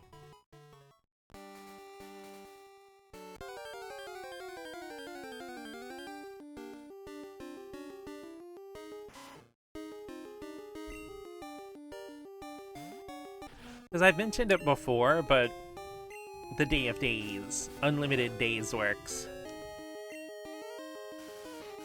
358 days over days. You know, still kind of mad that 358 and Recoded haven't been formally re-released at all.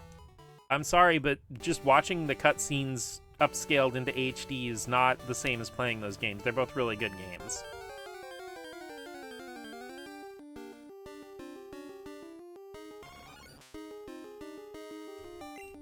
Because you see, what I would want ultimately, aside from like, I mean, obviously I'd love just flat preserved ports exactly as they originally were.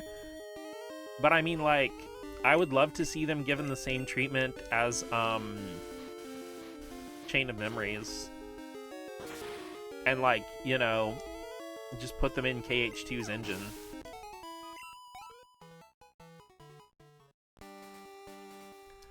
You said before that holidays don't interest you. Don't know if that applied to your other people's birthdays. It'd be harder to maintain the energy for a birthday stream on command. Gameplay is the main reason. Oh, Recoded is a straight-up gameplay game, for sure, but the gameplay... Dude, the customization system in Recoded tickles my brain just right. I love it so much. Like I said, I do like other people's birthdays. But I guess my birthday gift to myself was, just a day off.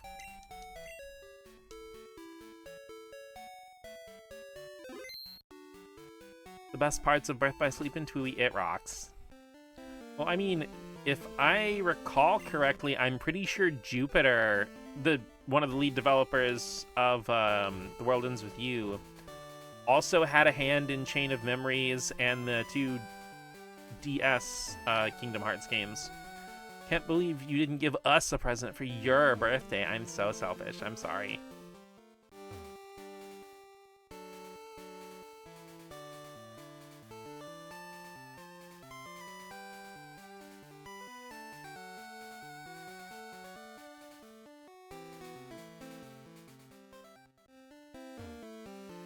I'm not sure where to go to train this Pupitar. Maybe I will just go back to Mount Silver and train it against the Golbats.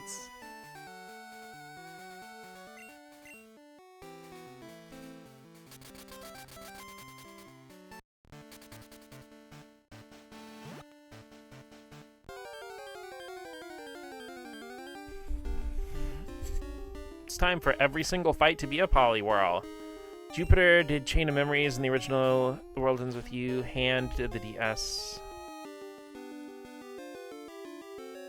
Okay, so yeah, I got it to I got Hand and Jupiter flipped around in my brain. Punishable by drawing sexy art or Minecraft death. Well, I mean, I was gonna do that first one anyway, but the KH to World Ends With You pipeline. That's the thing is when World Ends With You was originally announced, I thought it was a Kingdom Hearts spinoff.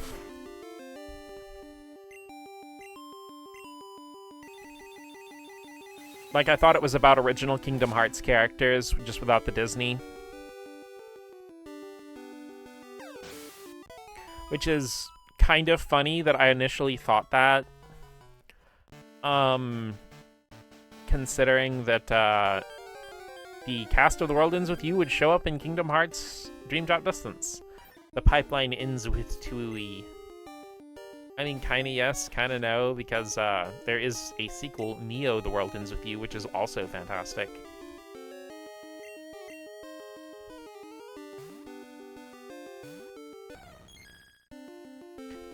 Doubt it. How dare you.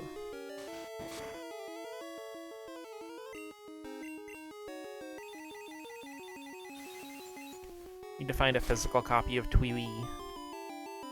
It's weird because it has, like, a Switch version, but it's basically a completely different game. The thing is, like, The World Ends With You is very much a game made by people with ADHD for people with ADHD. Because, like, playing that game on like the highest difficulty setting with full manual controls is one of the few times I've ever felt like my brain was operating properly. And it sucks that there's not really a practical way to stream The World Ends With You and have you guys experience just how unique it is. Because even getting a DS with a capture card doesn't quite convey the experience all the way.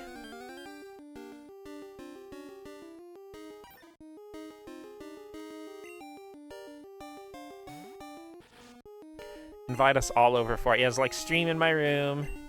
Now I'm gonna do it 2009 YouTube style, where it's just like camera pointed at my DS. But no, it has so many really cool mechanics that I'm surprised more games don't replicate. One thing it did innovate that was well, I don't know if... Okay, one sentence at a time. One sentence at a time. One thing that it did innovate, that it seemed... I don't know if The World Ends With You was copied or if everyone came up with the idea simultaneously, but it's the first game I ever saw do it. Was you can just switch difficulty levels anytime on the fly with no penalty.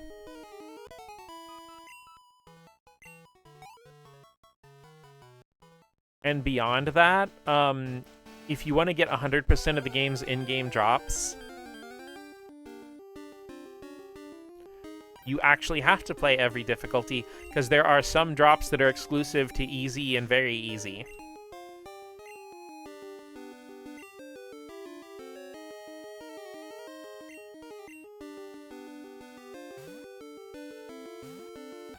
My MGS gameplay is literally me facing my camera to the TV. I know, I remember, gotta make sure everybody's not late for anime school.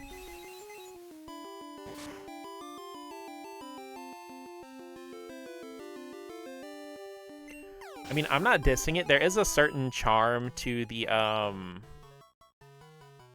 you know, the Let's Play or the, gameplay videos of just, like, I pointed the camera at my game system. I really wish there was, like... I remember seeing something about it. It was a certain thing with, like, certain white foam blocks or something. That, like, if they're in the room when you try to photograph or videotape a CRT TV, it'll, like, drastically help how good the CRT looks for some reason.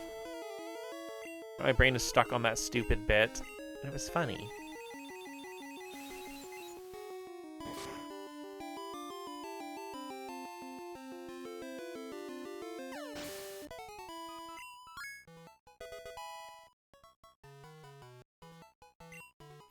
And scary face. Sorry, your face is too cute to be scary.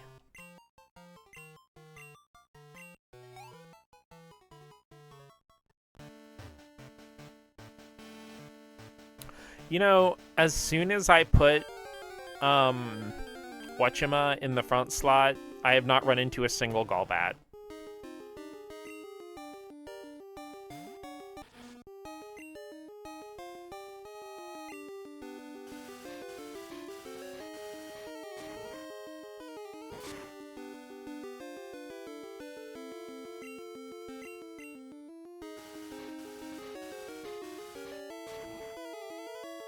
Yeah, I think, like, a stream where it's, like, you know, the camera pointed at a CRT, if you could get it to show up properly, would be really fun.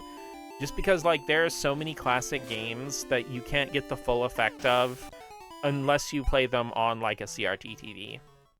A lot of games with pre-rendered backgrounds, like the PlayStation 1 Final Fantasy and Resident Evil games, like... I feel like the reason they have this idea that they might be a little jank-looking is, because, you know, a lot of times you're seeing them on an LCD screen, which is not what they were intended for. Also, looking over at my OBS, glancing at the stats for a second, I have exactly 67 drop frames.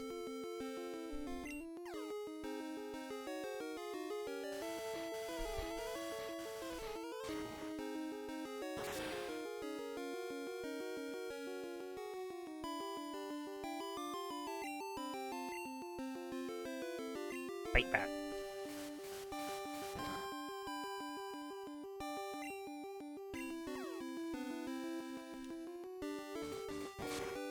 Granted, I'm not gonna be one of those, like, I don't know, there are some people that were weird elitists, like, I think it was like in 2024, maybe last year, I'm not exactly sure the time frame, but there's this weird argument that, like, oh, you haven't really played the game unless you played it on a CRT or something like that, and it's just like, yeah, you've still played the game, it's not that big of a deal.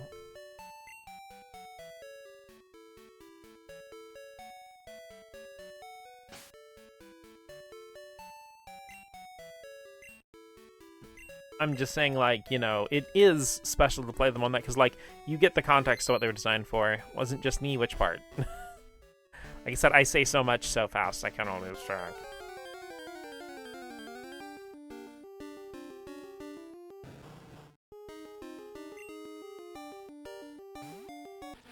Of course, I also wish, like, CRT filters for games weren't so inconsistent.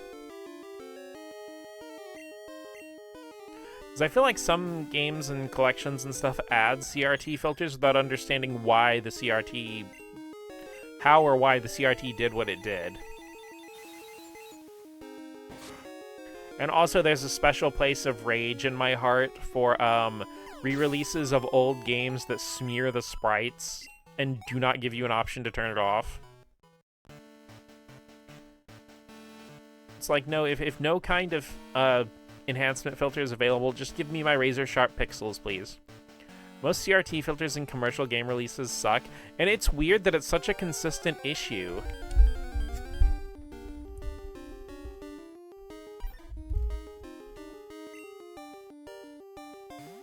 It's also really weird to me that, like,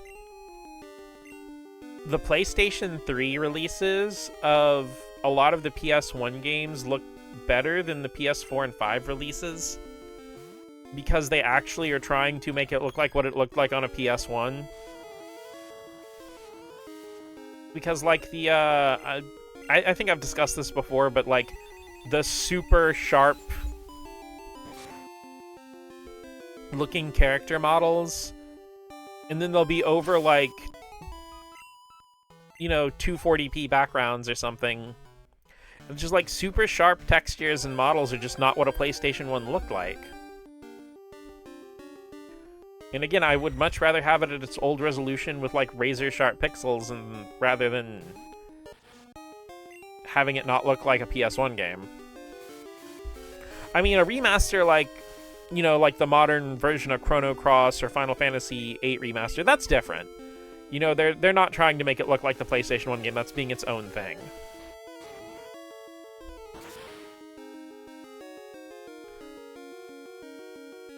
And it's like, that kind of upscaling can work for PS2 and PSP and stuff a lot better.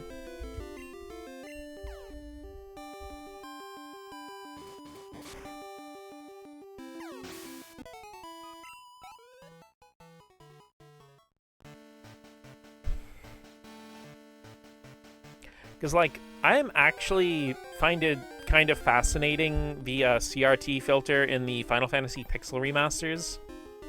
Partially because these are not games that were ever technically on a CRT. These versions are completely remade from scratch. But also that it's like, the filter is so harsh that it seems to be, like, kind of going for the whole RF look.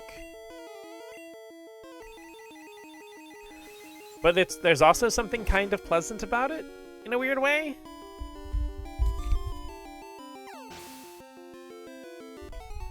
And I mean, there's also a certain nostalgia in having the RF look over games.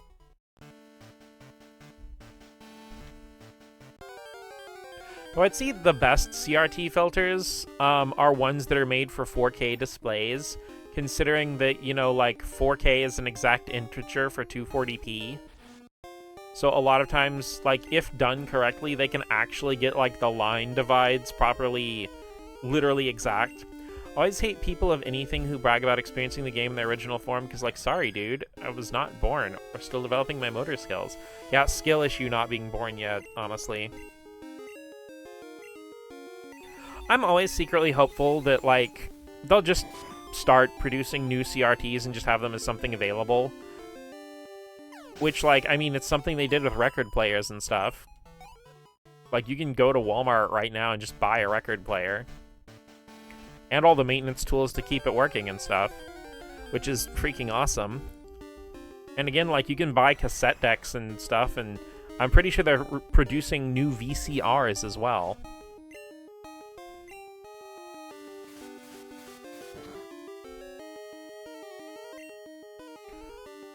Because, like, I don't expect big living room filling CRTs to be a thing, but, you know, just, like, little 13-inch ones and stuff that you'd be able to buy would be really fun.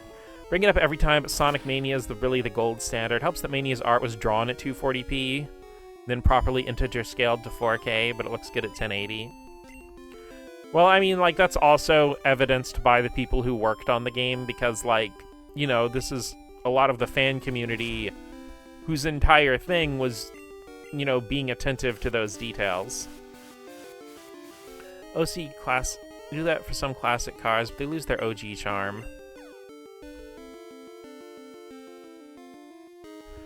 I get it, but it is definitely an advantage for people who weren't around when original thing was available.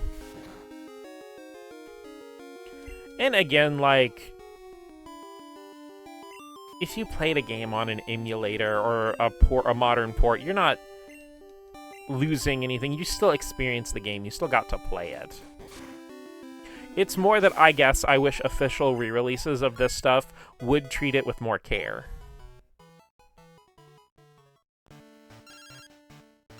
Hi, Todd. Mott, sorry to call you so late. Must be a lot better now, huh? How about showing me your technique in a real battle with me? I'll be waiting on Route 34. Everyone wants to battle with me today. Wow.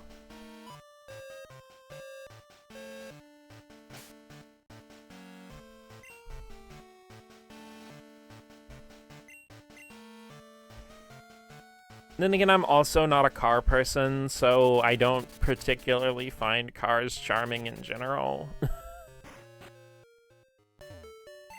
I get the sentiment, though.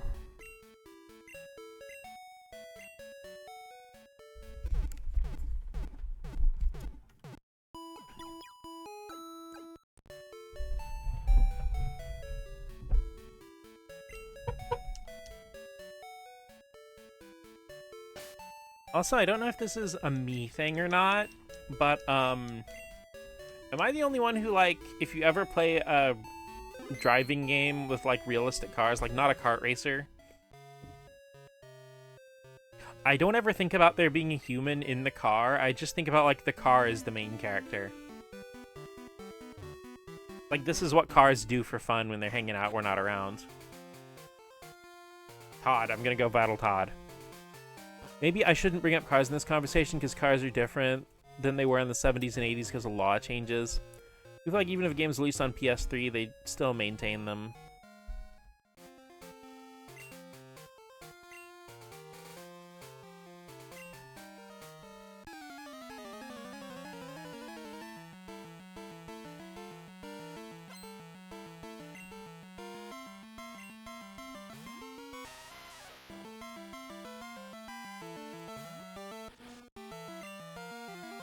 Ironically, mentioning it now, games with realistic cars tend to be some of the hardest games to get re-releases for.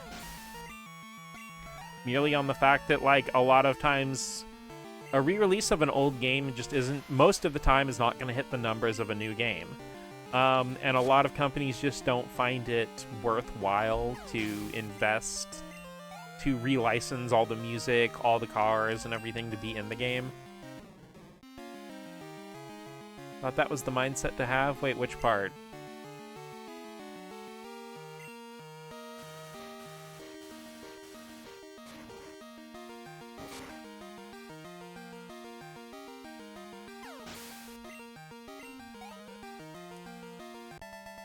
Oh, you mean about, like, playing as the car itself? I don't know, because, like, I don't really play much real games with realistic cars and stuff, but I have a few in, like, my collection. Like, I've got Gran Turismo 3 A-Spec and Sega GT 2002. But whenever you, like, if you ever go into first-person mode and see a person's arm there, I'm like... takes me out of it. This is the time when I am car. Yeah, like the cars... Yeah, the cars are the main characters. Honda Accord wakes up in their little car bed, and they go to car office and do their car job.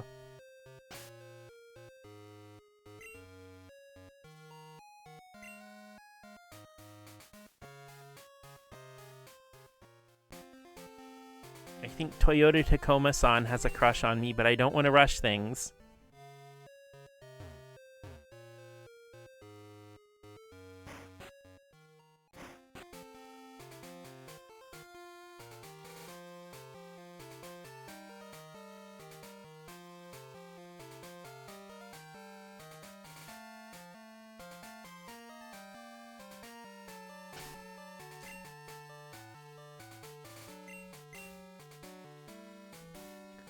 I mean, the Daytona Hornet literally throws hands. That's true.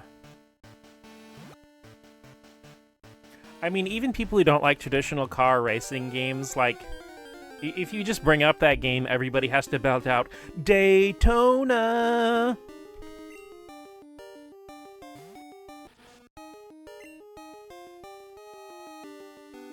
I actually do have a pretty strong love for the game Virtua Racing because, fun fact, I actually had a 32X growing up. My mom found it on clearance at Blockbuster for $15. I had 3 32X games. Virtua Racing, Star Wars the Arcade Game, and Knuckles Chaotix. And I have a tragic story with Knuckles Chaotix. The copy I had was apparently from a shipment that got water damaged. So the cartridge would crash, and so I returned it to Walmart and got another copy, which was apparently from the same batch because it crashed at the same spot, and when my mom took a look at it, it had water damage in it, even fresh out of the box. And when I took that one back to Walmart to return it to try to see if I could get another copy, they were like, and I was really little at the time, they were like, "Oh, honey, we're not getting games for the 32X anymore." And I was just like, ah! But yeah, I still had Star Wars the Arcade Game and Virtua Racing, and I did spend a good amount of time playing Virtua Racing.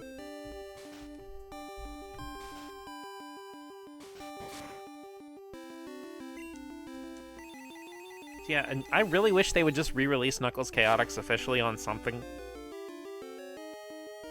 It is pretty cool, though, in the recent Chaotix Case Files radio drama series they've been doing on the official Sonic YouTube channel, they did finally confirm that Knuckles Chaotix is canon to, like, modern Sonic.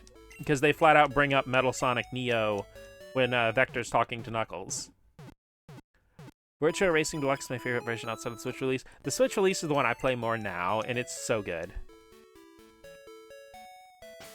I will say, like, 32X cartridges are just really fun to hold. They're so smooth and they feel nice. But they also got rid of end labels, and I'm like, why would you do that? Just had a memory whenever my brother's playing his car games, he would come up and go, I would come up and go, make the car pink, and he'd listen to my request, and that would satisfy 7-year-old me. I mean, if you're gonna be, like, the #1 world circuit racer, why would you not be pink?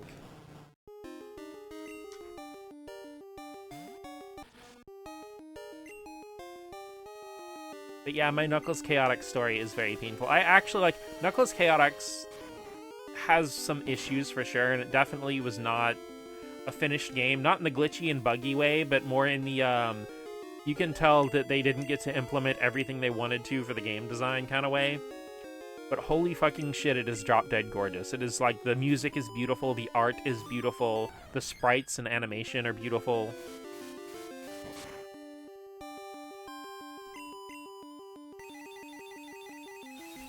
And also, I just thought it was fun to have a Sonic game with so many playable characters, and they were all like, you could make teams and stuff like that. And I remember I was so excited about the character Mighty the Armadillo because he looked like Sonic, but he had long red hair like me. Even though obviously it's not red hair, it's his shell.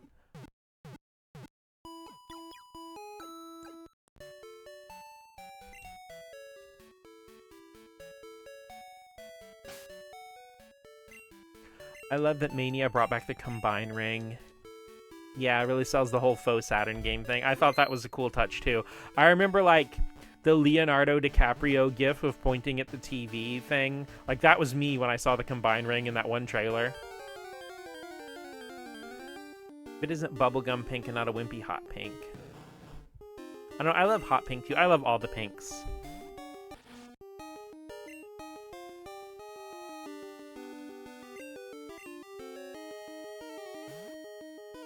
You will never see me hating the color pink.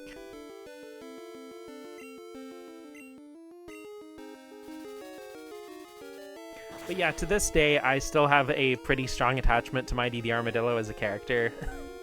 In fact, I was very excited when he was a playable character in Sonic Mania. It also makes me a little sad that the arcade game Sega Sonic the Hedgehog has never gotten any kind of modern re-release.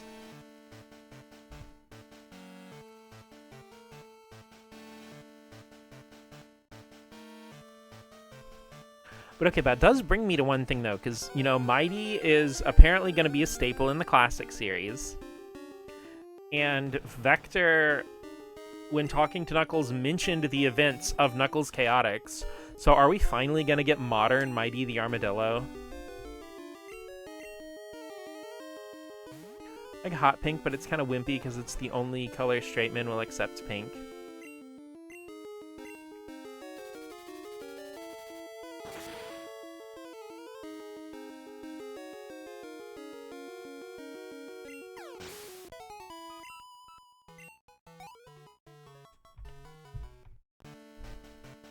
I don't know, I haven't really had that experience, because most of the straight men I've been around, like, they will be repulsed by any shade of pink at all.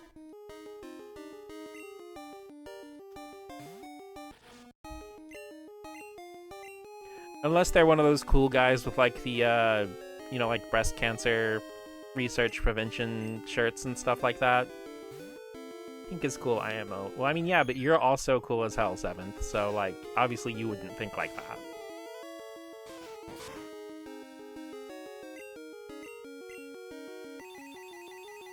The straight men parentheses derogatory is more toward, you know, the kind of guy with you know, like his Facebook profile is a picture of him with sunglasses in his car kind of guy. Preventing research. Not preventing. Did I say preventing?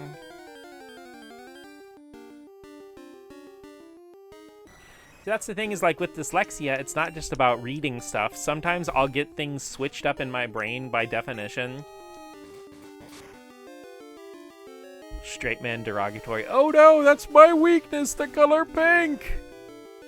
I don't know why, but hot pink's the only pink they allowed themselves to like when I was a kid.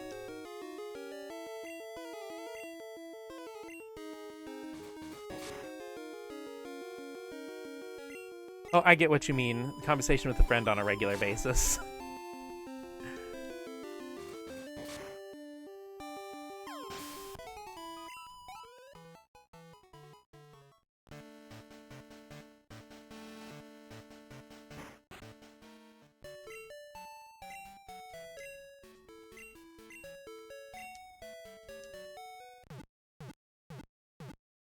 I remember being so possessive about pink as a child, and I was so mad my brother would pick pink, because it's my color.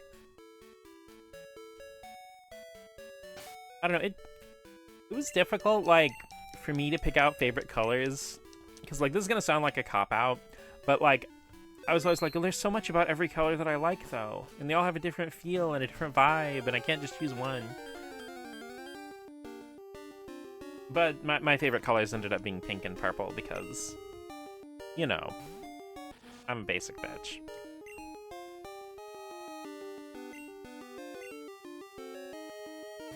Well, not really. I don't know, actually, like, jokes aside.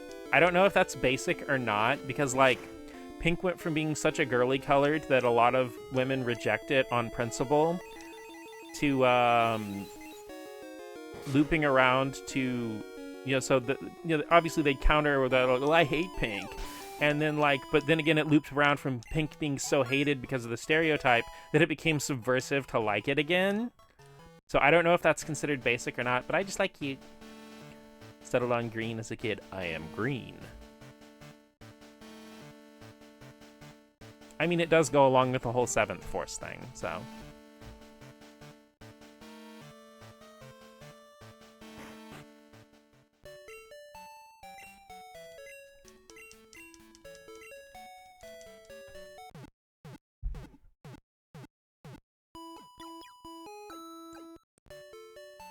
I think it might have been in Power Rangers things. Well, I didn't really engage too much with Power Rangers, but I know that the Green Ranger and White Ranger were both hype as hell, so. Because I remember everyone getting very excited about them. And I know it was like a super big deal when one of them was actually playable in a video game. Because, like I said, I never really watched the show much when I was little or engaged with it much, but everyone around me was super hype about it, and I do distinctly remember that the Super NES Power Rangers movie game was a really freaking good beat-em-up. Like, it kind of had the Naruto syndrome where, like, even if you weren't super big on the IP, the video games were just really damn good for some reason. My mom thought she was conditioning me to like pink by overexposing me when I was a baby, so I tried other colors, but still went towards pink. I don't really have a favorite color until my teen years. That's understandable. It was a Natsume game, I believe. That would explain a lot. Classic Natsume was the pretty good track record.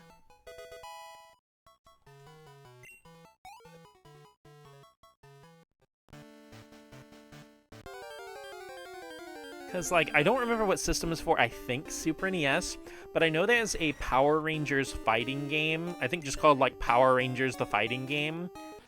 That's really fucking good, and it's actually just a reskinned Japanese Gundam game.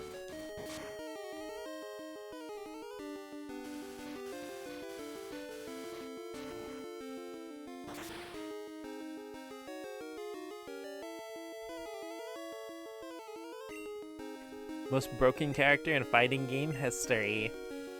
Love it.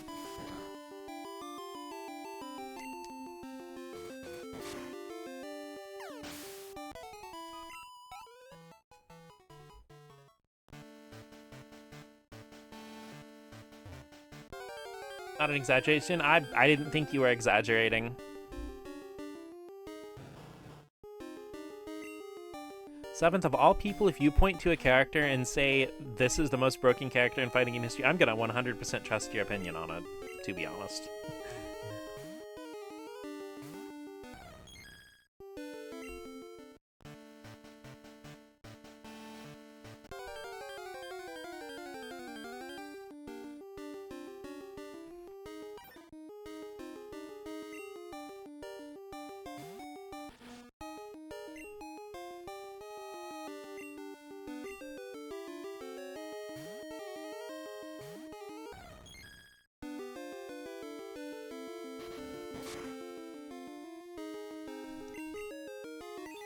Also, that randomly got me thinking, this is very much the ADHD chain of thoughts thing, about me bringing up why you still use the PS3 version of Marvel 2 for your footage instead of the modern version. Because you mentioned that it has, like, you know, a better resolution and stuff, which obviously is going to look better in a YouTube video. Because, you know, obviously the current version that's available in the Capcom Fighting Collection is still, I think it's still at 480i or 480p. But that also got me thinking about how, like, it has the subtitle Marvel vs. Capcom Fighting Collection Arcade Classics, which has me really hopeful that we'll get a compilation one day of Marvel vs. Capcom console ports, even the jank ones and the bad ones. Because, I mean, I've mentioned it before, but PS1 Marvel vs. Capcom, also known as Marvel vs. Capcom EX, is a completely different game with a completely different meta than Dreamcast/arcade Marvel vs. Capcom 1. And I think there's a lot of interesting stuff on offer for the like home versions of some of the stuff like X-Men versus Street Fighter, and also it would be a fantastic opportunity to include the PS3 and 360 versions of Marvel 2.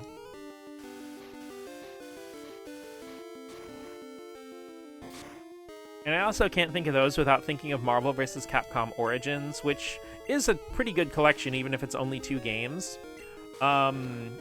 Which, like I said, it only had Marvel superheroes and Marvel vs. Capcom 1 because they didn't want to use anything with X-Men in the title. But I always think of that, and it's... well, I don't know if you'd call it cover art since it's just a digital storefront, but it's from that weird era where instead of, you know, having classic illustrators like Bengus and stuff like that do the fighting game illustrations for Marvel vs. Capcom, they only got, with like 1 or 2 exceptions, they almost exclusively got American comic artists, and every fucking time without fail they would make Mega Man look weird.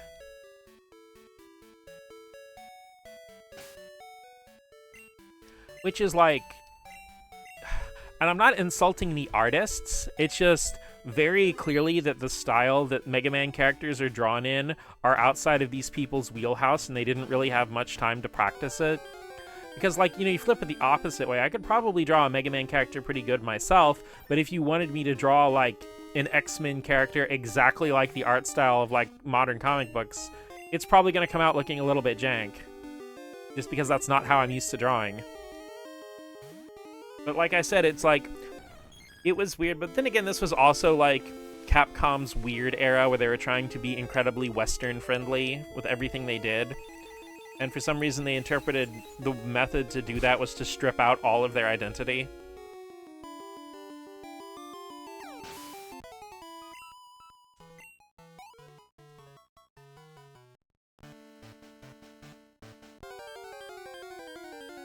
It's not even necessarily that their games from that era were bad, per se. It's just like...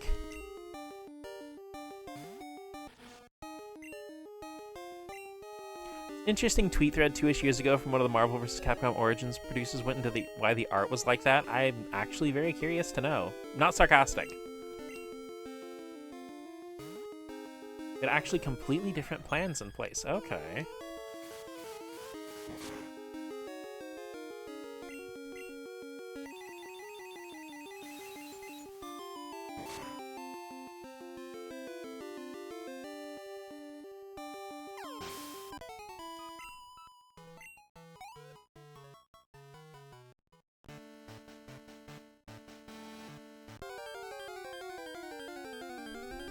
Also, a completely random thing, but I kid you not, a great method to, if you want your characters to have like a more authentic classic manga, you know, like Japanese stylistic look, a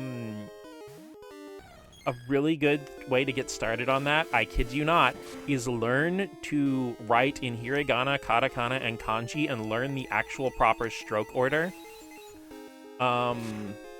Because here's the thing, your handwriting influences your art style. In very subtle ways, and the thing is, the language that you write in can also have minor effects on your art style. So even if you don't want to learn how to speak the language, you know, just like writing stuff and learning proper stroke order can help your arts lean more in that direction. Or just learning different handwriting styles. Never forgive Capcom for thinking Western DMC was a good idea. You know, the worst part about that game is once you get off of the, like, all the external stuff, the actual underlying gameplay is not too bad.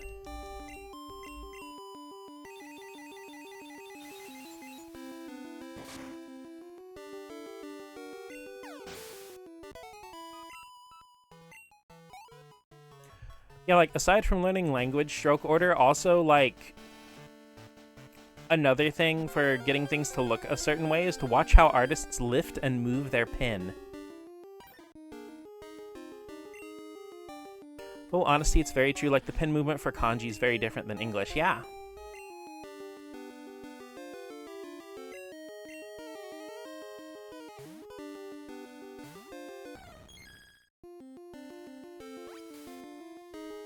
But no, like, I have the definitive edition of DMC Devil May Cry on PlayStation 4.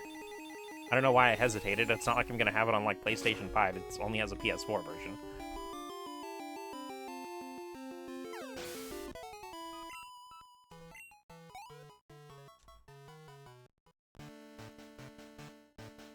But yeah, because, like, the PlayStation 3 and 360 version has this god-awful design decision,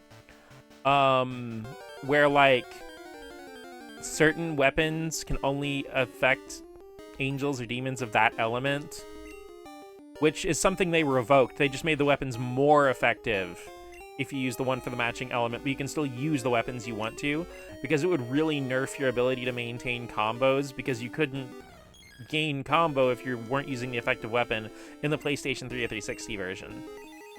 I love the gameplay, but hate what they did with the story. Like, did not ride on the DMC name. Well, that's the thing. If the game had just come out and been a brand new IP, people would have been like, it seems like a little bit of a Devil May Cry knockoff, but it isn't bad. Main character's kind of an ass, though.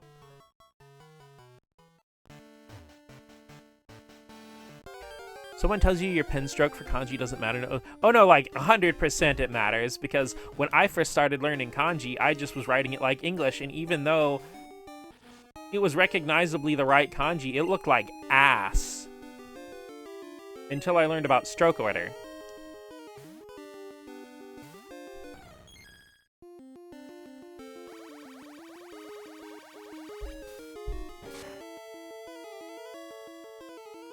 And it's like, it was actually so gratifying because I just never thought I'd be able to learn to write it properly. And when I learned more about stroke order, I'm like, oh, it's actually coming together. But then again, I think with learning anything at all like that, you have to realize that, especially if it's something with language, this is a normal thing designed to be used by regular people on a normal basis, and you can put this mental barrier, the stuff between learning something like that where it seems so far away or intimidating, but it's like, the thing is, most of the time when we're doing learning for something like a language or art, we're doing a lot of the failing learning when we're really little, and it's not a big deal if you mess something up. And you gotta realize that when you're learning anything, it's still not a big deal if you mess something up. It's like, Kid Self had it right. It's weird how many things like you learn as a kid that you feel like are wrong when you're in a teen or your early 20s, and then you get to an adult and you're like, oh no, actually the thing I thought as a kid was 100% correct.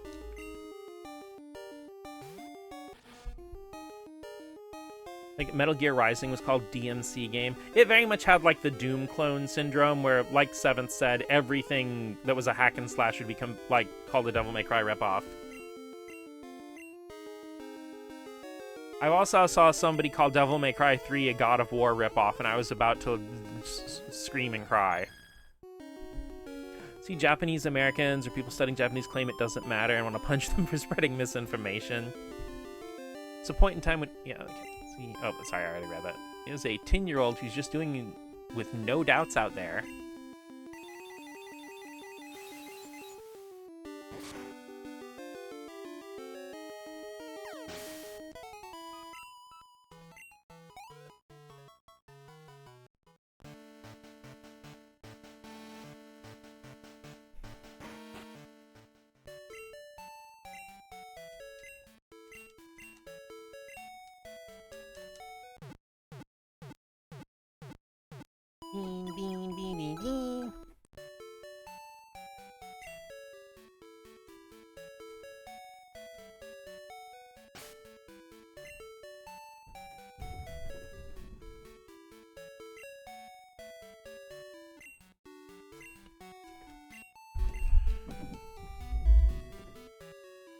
I love DMC and Metal Gear Rising, so I'm so passionate. I love that you love them. It's awesome to hear you talk about them.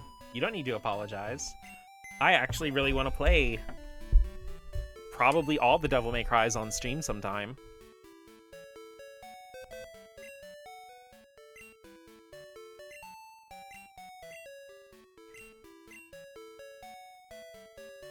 I mean, the genre set... I mean, it set the standard for a genre for a reason. Hell, it kind of invented a genre. Okay, bubble tape, I'm gonna put you away for a minute. Am I? Am I gonna do that?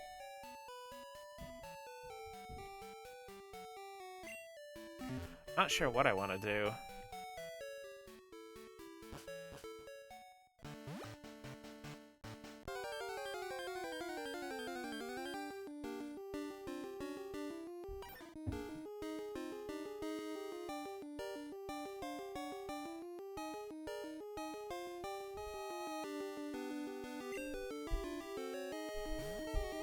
Remember my Taiwanese classmate helped me with my kanji strokes to make it so much easier.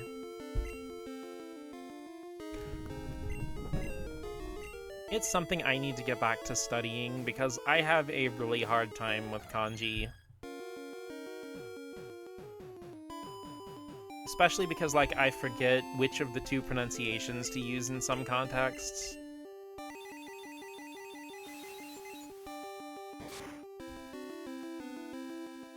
Because I know a lot of people are like, how do you remember all the kanji? Well, it's just like anything in English. It's like if you're an English speaker, you can look at the words thought, through, throw, and tough, and tell them all apart, even though they're not pronounced even remotely similar.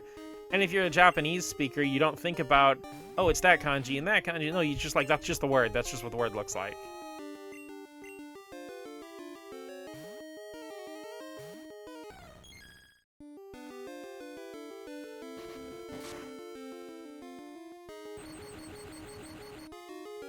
And again, like, one of my things for trying to learn a language is, like, instead of, like, trying to think of a sentence in English and then translate it to that language in my head, to just, like, think thoughts in the target language that I'm learning.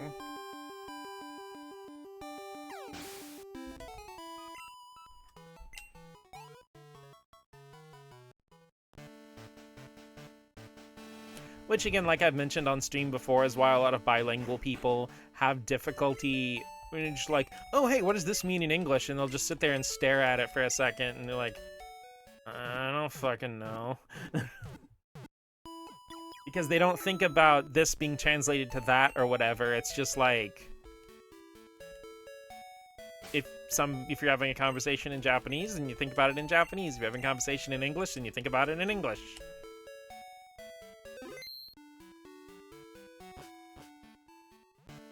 That's why it can create momentary stalls, because, like, you'll start thinking about something in one language or another, and you're like, wait, how the hell would I even say that in English?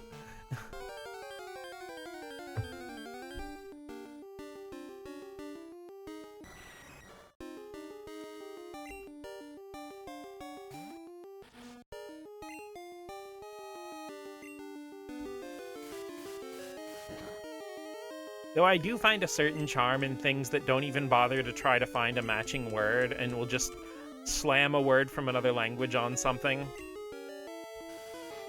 One of my personal favorites is the Japanese Simple 2000 series, which just has the word "the" in English with everything else written in Japanese.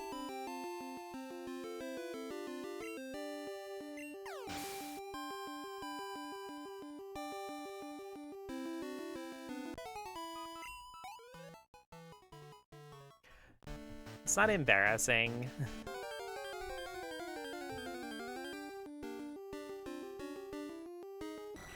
You know, it'd be something like, you know, it's like, Shinpuru Nissan series Chojin Budokan the Fighting.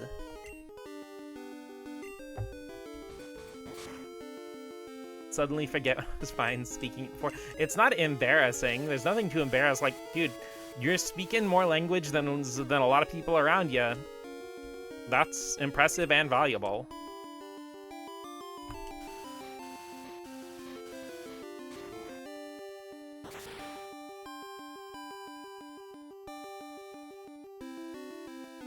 Ah, why do you keep getting left with one tiny little sliver?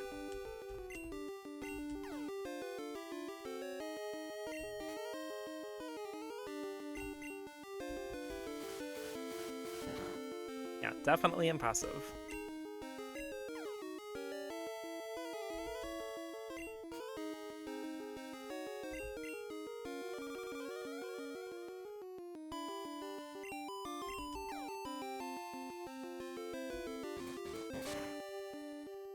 You gotta keep in mind, from an American perspective, we're not really taught additional languages or anything like that in school unless we specifically go seek them out as an elective. Because I know in most other places that are not English-speaking countries, English is a mandatory thing, is just part of your regular school curriculum. But in America, at least, we really don't have anything like that. We don't have, like, mandatory Spanish or French or anything. And I would joke that, you know, a lot of people in the US have English as a second language with just zero first language.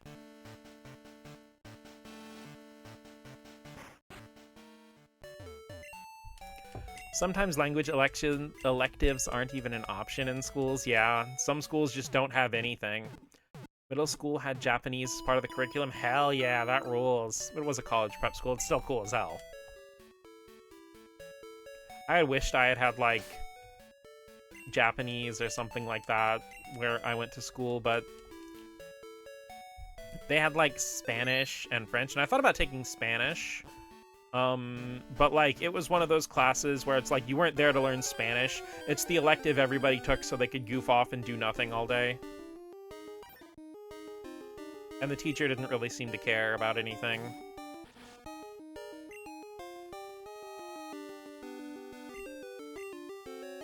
Our high school online friend who had to study Spanish. We live in Texas, maybe that's why. Yeah, 'cause at least where I live, they never made any other languages any kind of mandatory. I cannot just... Also, you gotta keep in mind, it was over 20 years ago. So that may have changed, and I definitely think Spanish should be mandatory in America to learn in schools. Because a large... Well, I don't know if large is the right word, but a decent percentage of the American population has Spanish as a first language. And it's always just good to know more languages. It's just a good life skill. Hi, Todd. All sorts of things, like leaving them in the daycare and toughening them up with items. Hey, did you know? We can KO Drowsy easily. I should challenge the Goldenrod Gym. See you later. You covered Spanish in senior year of high school, I think.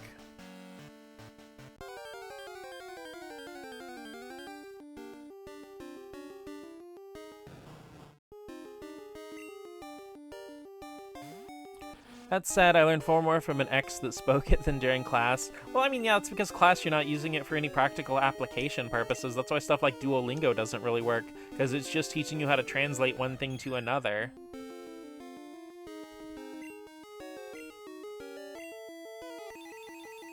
Because, I mean, I learned what Spanish I know from having co-workers that mostly spoke Spanish. Pretty common for me to hear people speaking Spanish when I'm outside of the immediate area around me.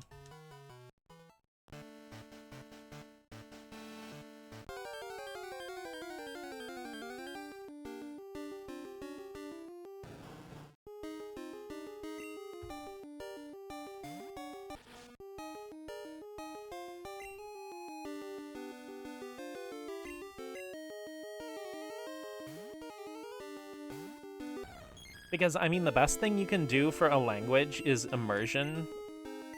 And being around people speaking that language, like, normally and casually. But that's obviously not an option for everybody. For the record... Which, for the record's nowhere near Mexico. Which you know, but yeah, just saying for the others, yeah. Remember, I used to get ignored whenever I said Duolingo isn't a good language learning tool? It's never been a good language learning tool. At most, it's maybe a vocabulary tool, but vocabulary is meaningless if you can't construct sentences or understand what other people are saying to you. Remember my friends being so excited to see Spanish words because she knew how to read them?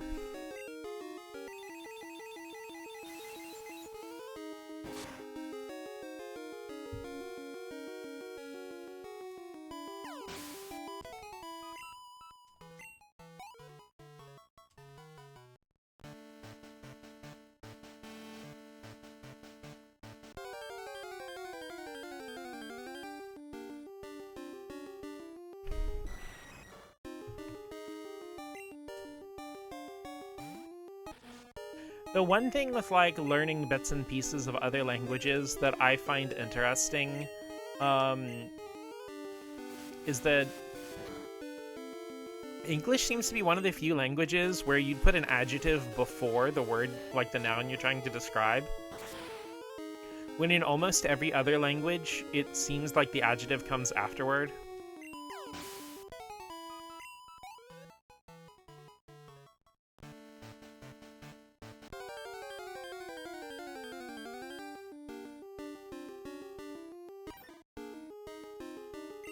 Sucks because a girl was studying Japanese, and I thought, as someone who is juggling 2 languages, it'd be productive to tell them it isn't an efficient way to learn the language. Well, it's... okay, people get really weird with language stuff. Like, if you already speak a language, they think you're some kind of elitist, especially among, like, the weeb community. And, like, they'll get this weird mindset that, like, you're trying to undermine so you can stay ahead in your ability to speak Japanese. And it's just like, no. Actually, like, that's one of the things I can't stand, is people being raised in, like, the zero-sum game mentality.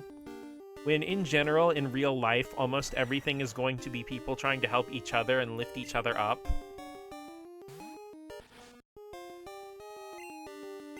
And playing in this weird zero-sum game headspace just makes somebody seem like an immature child.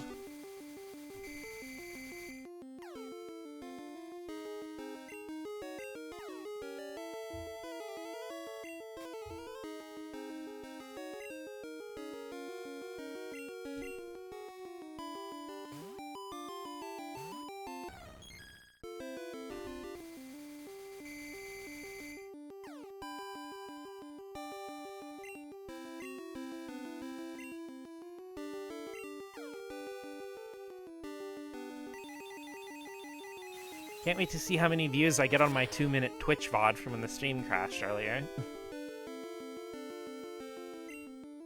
What do people mean the default state's kindness wanting to help each other? What kind of bullshit is this?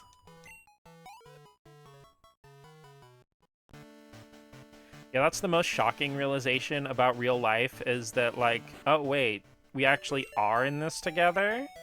But I wanted to be an edgy bitch!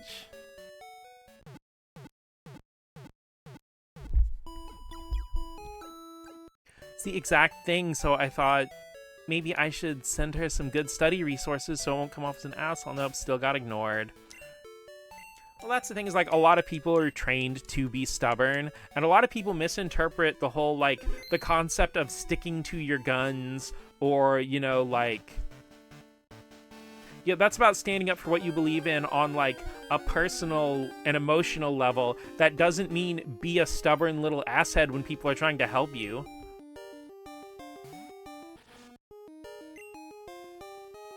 Because that's the thing, is, like, you are coming from a place of not only goodwill, but experience. You're someone who already speaks both languages. So you would know if something doesn't work.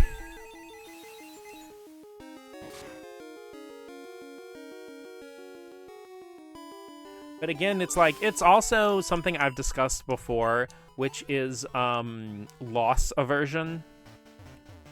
Which, it sounds like a financial thing, but in reality, loss aversion is, like, more or less that, like, you don't ever, well, like, anything you get wrong or get corrected on is, like, a personal defeat.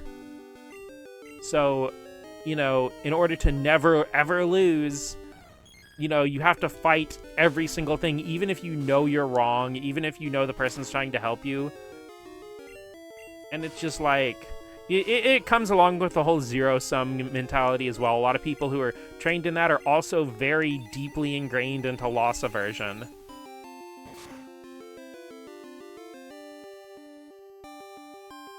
That's why you get things with, like, people tying their entire identities to shit like a random video game or TV series or something.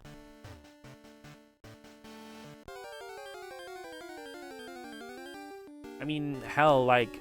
as somebody who has a very deep love for a lot of incredibly divisive video games, I mean, how I'm probably one of Xenoblade Chronicles 2's strongest soldiers. Well, aside from, like, Enel. And, like, I don't know what it is, but people just, like, viscerally hated that game for some reason. It's calmed down now, especially after Xenoblade 3 coming out. But, like, when it was the newest Xenoblade, there was, like, rage. Xenoblade's strongest shulkers.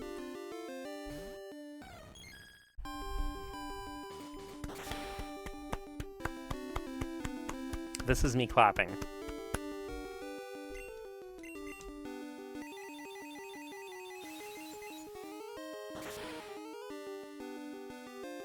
Maddie, you are well and truly really feeling it. Such a cringe moment. Like, I'm guilty of it too, and each time I cringe into a ball whenever I think back on it. It's already halfway out of your mouth anyway. Actually, no, that was a verbal typo. I was trying to actually say soldiers, but that's actually pretty funny.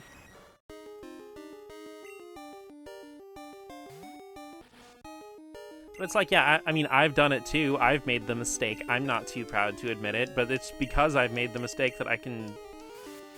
But Shulk is really feeling it.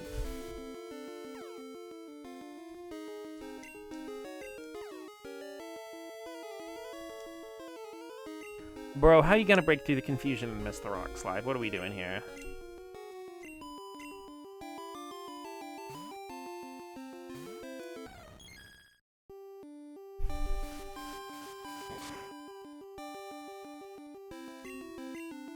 Also, there's this one guy in Genshin, I think his name's Toma or Thoma or something, but he looks almost exactly like Shulk and even wears red. And it is so funny because I am very annoying about it whenever it comes up. Like, holy shit, is that Shulk Xenoblade from the hit game Super Smash Bros. For Wii U?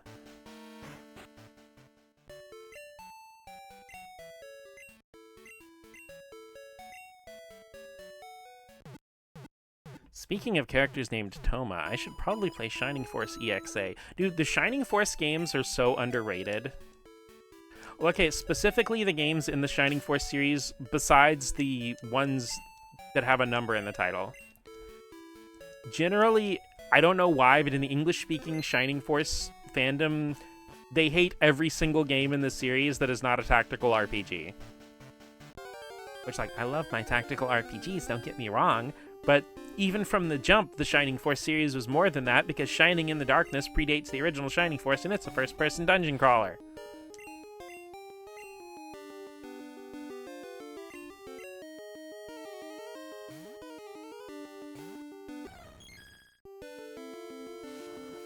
And of course, a lot of the modern Shining Force games with their, I can't remember his name right now, but the character designer artist, who's been doing it since, like, the PSP ones.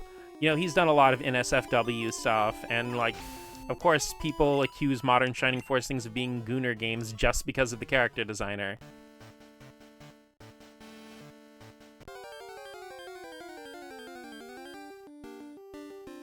Which, like, yes, a lot of the girls in the newer Shining Force games are very big of titty, but it's like... You know, and also that just kind of brings it around to how kind of fucked it is that, like, having large breasts is somehow sexual inherently. Which, like, yeah, a lot of these characters are designed to be sexy and have emphasis placed on the boobs, but it's just, like... Still kind of fucked a little bit. It's like, my apologies for having a body, I didn't do it on purpose.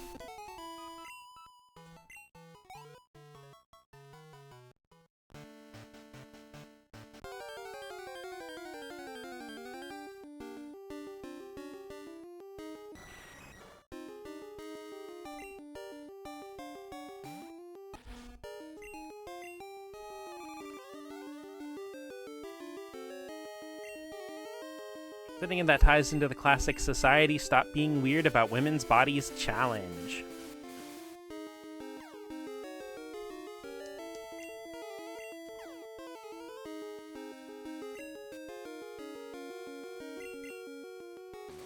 Come on, whatchamay, you got it. Guys, big-breasted people exist. No! The world is crumbling down around me.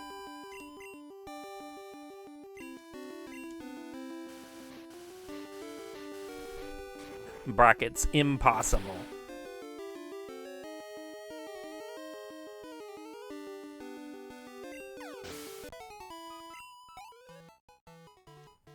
Because again, like, even if the characters are designed on purpose to be sexy, what kind of message is that sending to young girls who actually have, you know, are actually busty? Because, you know, I grew up with some girls who were like D-cups by the time they were 13 or 14. I mean, people have big boobs naturally happen? Society not being weird about women's bodies, challenge level impossible.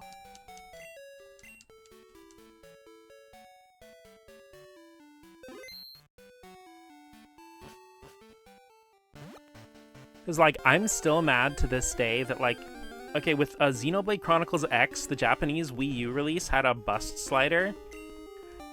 But, for the North American Wii U release and then all regions versions of the Switch release, you can't change the girl character's bust size. It's kind of at a upper medium. And it's just like, okay, not only is this weird, but also if someone wants to make themselves, not only is this hurting busty girls, but like there are also flat-chested girls who want to be themselves and have a smaller chest and represent themselves that way because it's still part of the body they inhabit.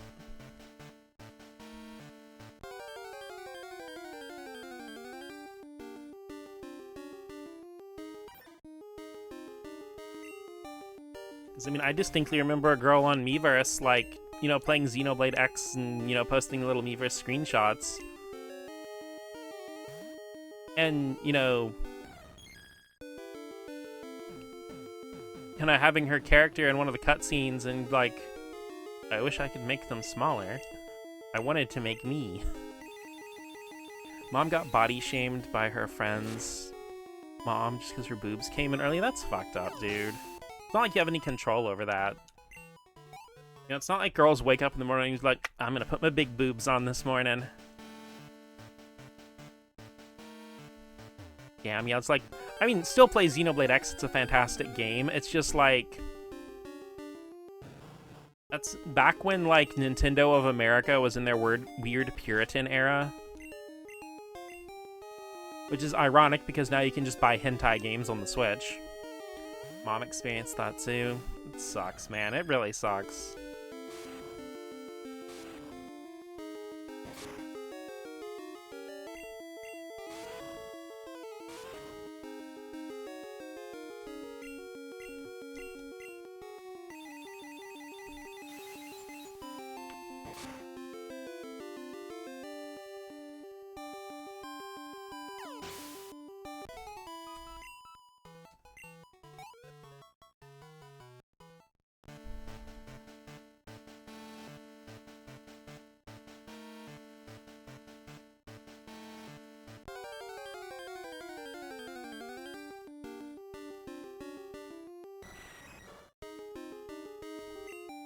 As the female characters actively being Gooner material, don't assume as such. Yeah. Because it just reminds me of, I don't remember the name of the manga, and it makes me sad because it actually looked kind of interesting. But, you know, there was a manga, it was kind of like a cute girl manga, but it was about a girl who, you know, had living life with big boobs. And everyone was making fun of it, calling it Gooner bait. And, you know, saying, like, I bet the artist is some overweight fat guy, you know, some loser or whatever, which, like, you know, that's another thing about body shaming men for what they look like, too. But, you know, like, the artist posted a selfie and she was, what do you know, a woman with large breasts. Worst part is the same people who call big boob characters Gooner material never call it the blatant pedo Gooner material. Oh, that... Ugh.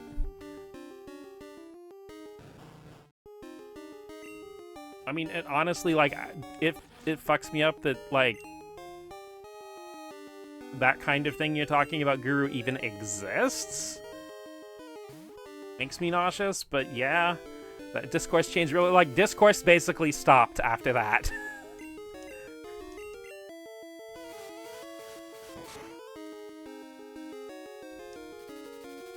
It's like everybody acts super shocked if there's ever like a saucy manga or whatever that's done by a female artist, and it's like, damn, it's almost like, you know, women like sexy stuff too. Crazy. Like clockwork every single time.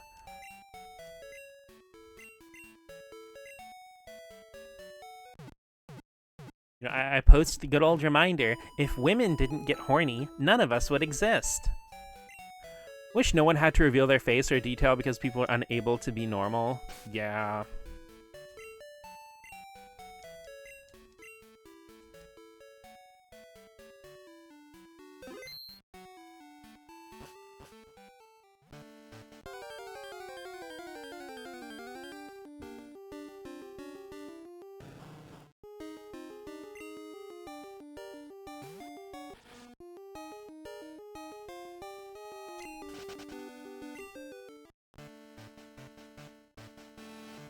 Damn, I didn't mean to hit run there. I think I accidentally like frame perfected the the down input. Can't keep it in your pants, gouge out your eyes, then. I hate it whenever people are horny, assume they're fat and ugly. Like, yeah, hot and sexy people also love being horny. And when I say, like, ugly with quotation marks, I'm not talking about a person's natural looks. It's either the personality or they're not taking care of themselves. And that doesn't have anything to do with their weight or anything, just more like, you know, self-grooming, bathing properly, brush your teeth.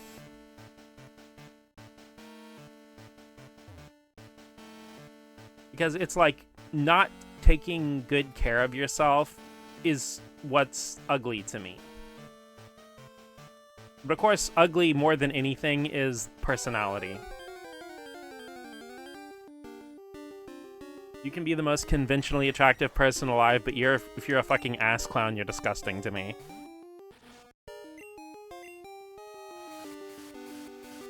I see these sculptures of realistic women, loose fabric draped over them. Oh yeah, I remember seeing all that. Yeah, she was Chinese, and it was so fucking funny because, like, no, it wasn't just, like, about being a perverted guy, but it was just, like, you know, some dude on Twitter being overly poetic, and it's just like, you know, this is the art that a man creates, that he has true passion that no one could ever, you know, like, that a woman could never understand. You know, this is what all of Western society is for. And then, like, someone follows it up with a picture of the sculptor, who's, like, you know, a 5'1" Chinese woman sitting there. It's like, guys, this was sculpted by a Chinese woman. Calm down. Yeah, like, her pieces are amazing, but the discourse around it was so fucking funny because it's just like, you know, that you could tell this was by a Western man, and it's like, whap, wow.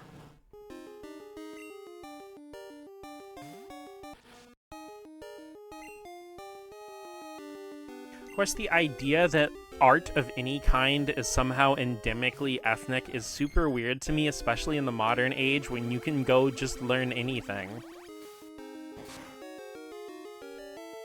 You know, it's like, hey, were you born in fucking Germany and you want to learn kanji calligraphy? You can go do that.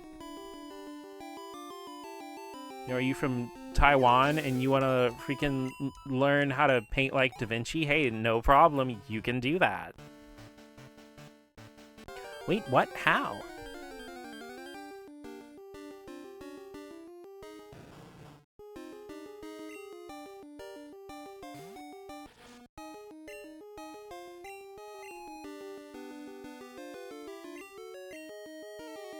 People don't be weird. Challenge impossible. Well, again, it weirdly enough loops back around to the loss aversion thing. In the way that, like,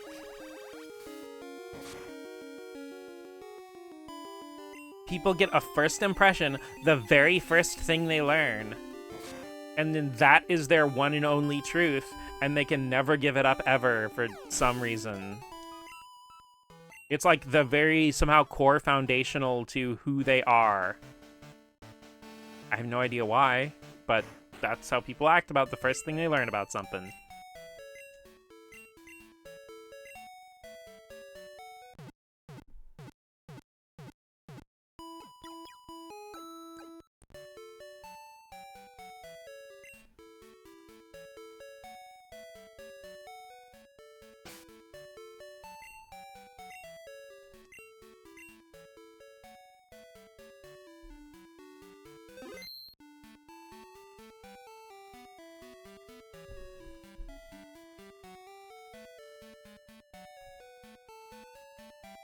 Alright, cuties, everybody grab your sugar-free, caffeine-free beverage of choice.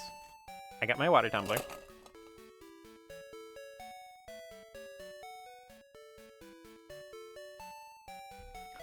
Remember to hydrate, stretch a little bit, unshrimp yourself.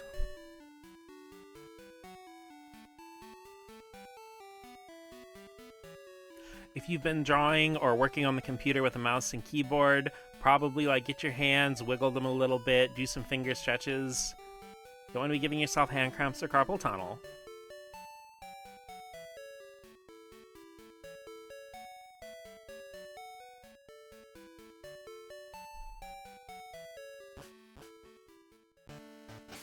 Yeah, probably gonna call it before too long. Let's get Whatchem at a level 45. Then hopefully next time we stream Crystal, we can get her to a Tyranitar.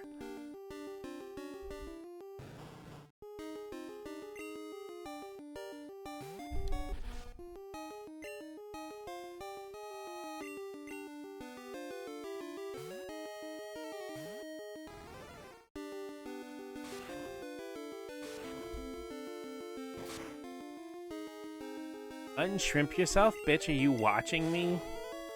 Oh, did you not see the notification that says I'm in your walls chewing on your electrical cords?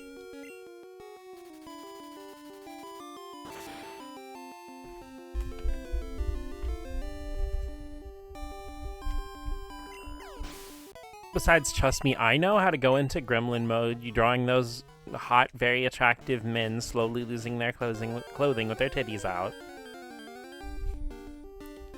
By talking in chat, you agree to have a mouse in your walls. Oh,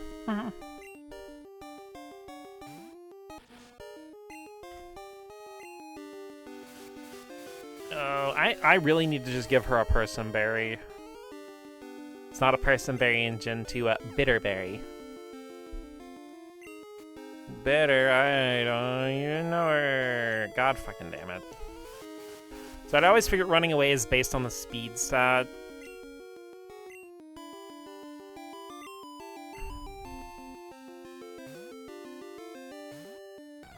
I wanna run away.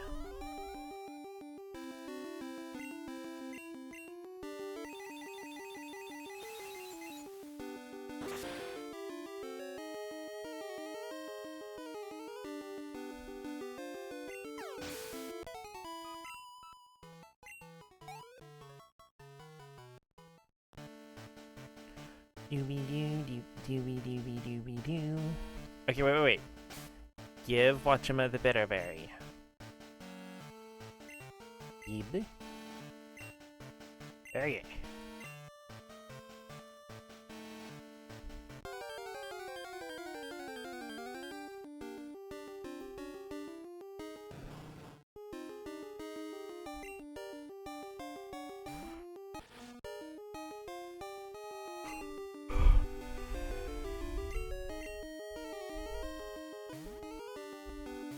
So have you guys all had something to eat recently? I'm probably gonna grab myself a yummy thing to munch upon after stream. Not sure what yet. I had my dino nuggets for my lunch earlier today.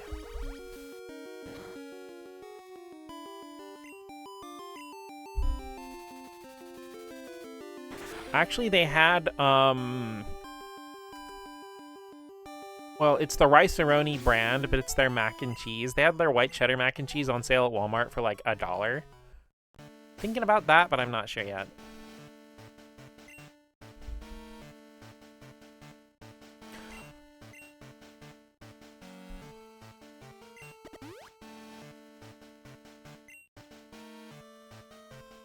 Also, I know Guru just kind of woke up, but LD, if you're also in chat, I hope you've eaten enough today. Guru, have you had breakfast? Or was it like just get out of bed and immediately go to Gay Carmen on the funny drawing tablet?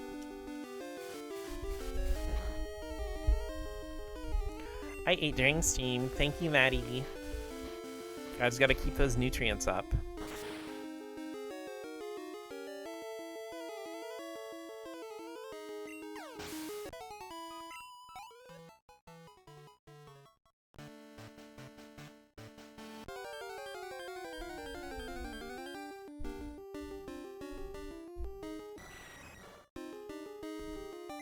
I don't know about you guys, but I know if I go too long with eating, I'll get really nasty migraines.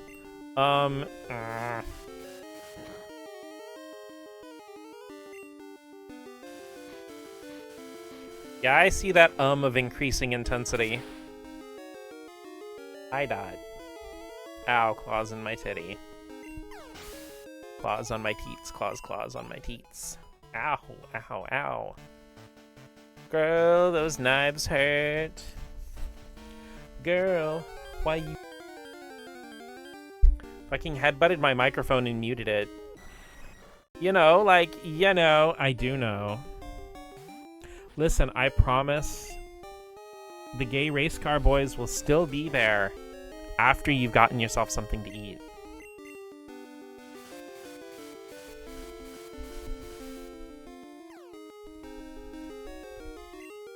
Haha, berry time.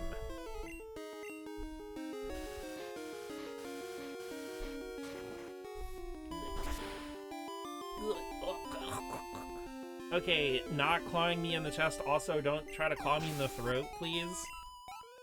You know, I tried to put a blanket on over my torso and my chest earlier today so she could knead on me, like do her biscuits, without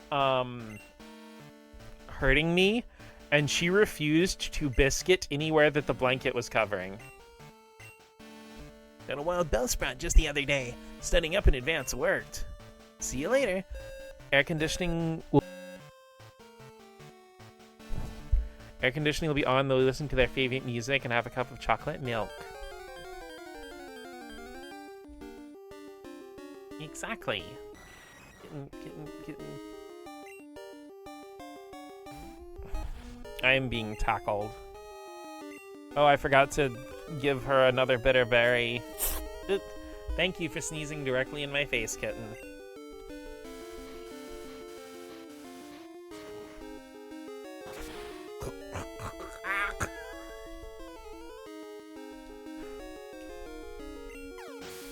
Sneeze, yeah.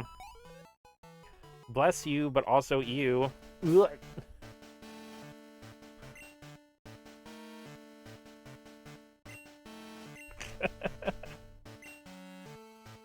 Dot has done nothing wrong.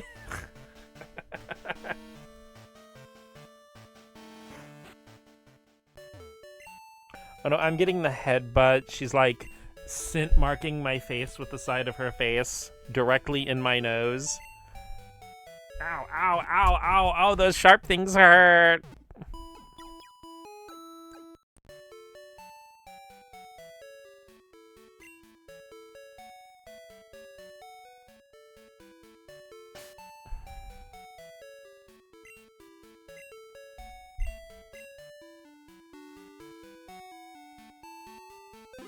I literally have tiny little, like, claw marks all over my chest and stomach because apparently she takes her career as an artisan biscuit maker very seriously.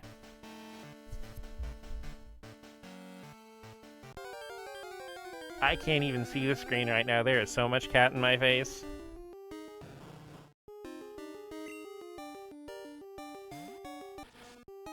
Look, I'm petting you, okay?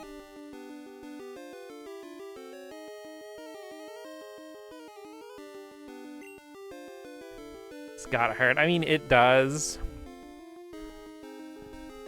Biscuits are serious business. She'll calm down eventually. Okay, here's the thing. When the weather was colder, I was wearing multiple layers. So, as long as she didn't like, try to knead on my throat or anything, it usually wouldn't hurt. I just feel like maybe a little tap at the most.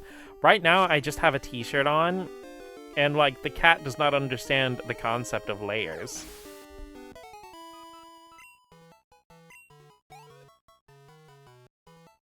That's why she's an artisan biscuit maker and not a digital artist.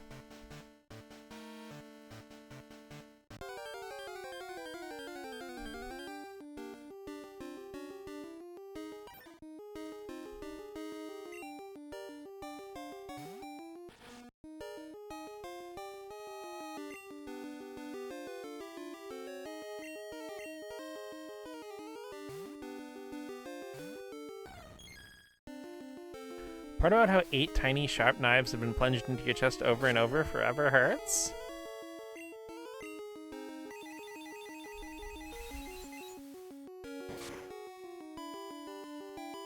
Yeah, when Vash the Stampede's brother was named Millions Knives, that's a reference to the amount of cat claws you get catted with. Unlimited Blade Works? Yeah, that's just how many cat claws are gonna get plunged into you.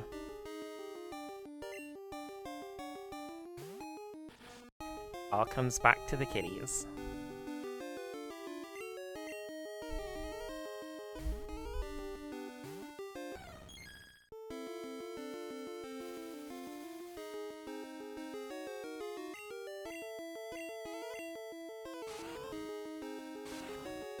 Go, you comfy little bite. She settled down.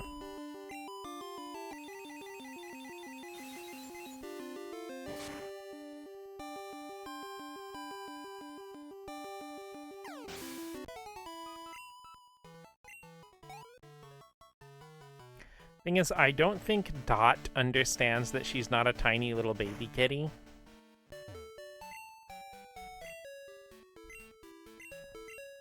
Because she never, like, tries to swipe or attack with her claws or anything. So I think she probably just assumes because I'm so much bigger than her that it, like, doesn't affect me at all.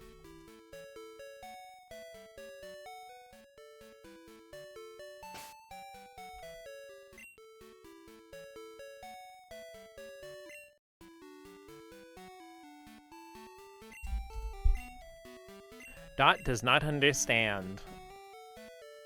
All I need to say, yep. I mean, she didn't grow up and the world just got a little smaller, right? But I'm still just as big as I always was, so that means she's still really tiny.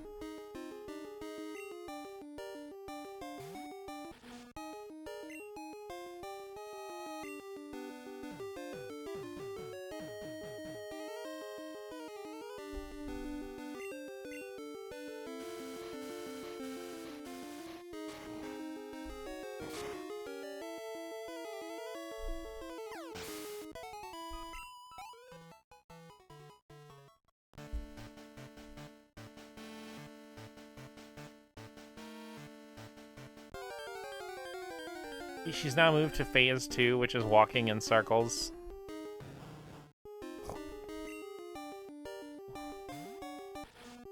Are you ever gonna get comfy or not? You keep getting comfy and then you get up and you walk in a circle.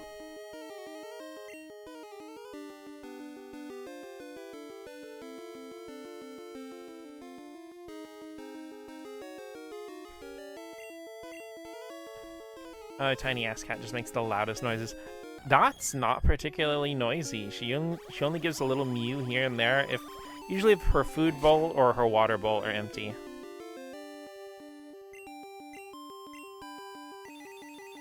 And even then, it's usually just a meow. She definitely do be purring though.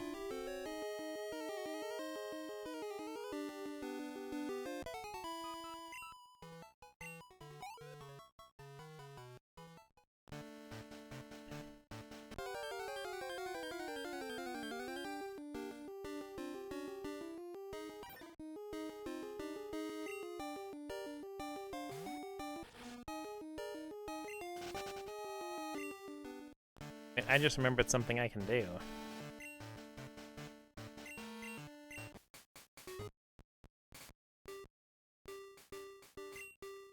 If you put on the Pokemon March, we'll get more encounters.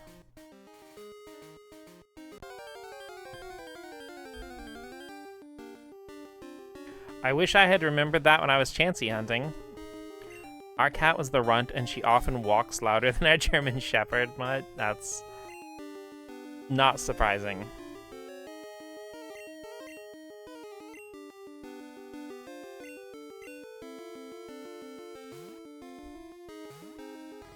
Okay, she is currently flopped over asleep across my chest and stomach.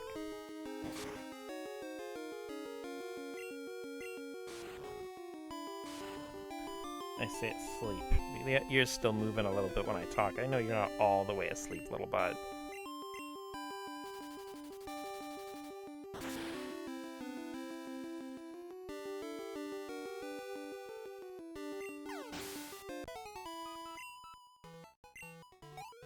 Because the thing is, a lot of times she'll run up and, like, headbutt me, and I'll instinctively, like, kind of slide backward in the chair. So she really likes, she likes when I slide backward and basically I'm laying down and she just lay across me. Conserving energy until she's ready to make another batch of biscuits. The life of an artisan biscuit maker.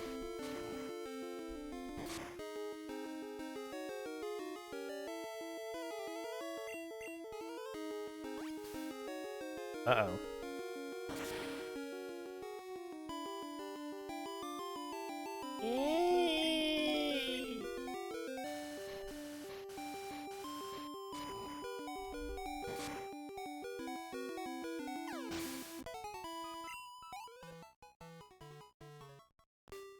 You know, it's interesting in the older games, Poliwhirl has 4 fingers, and in modern stuff, it's just like...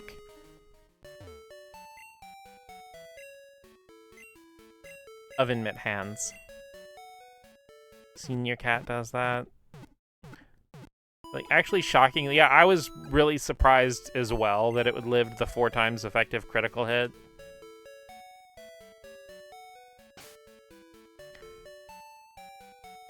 What color is Dot? She's a calico.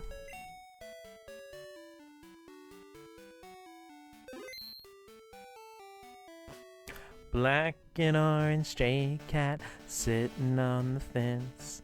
Ain't got enough dough to pay the rent.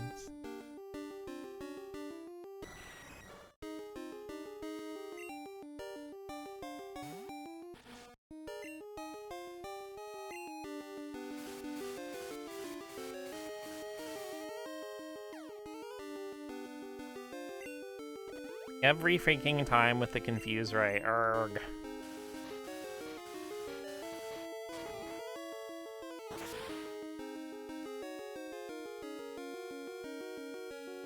Get hosed.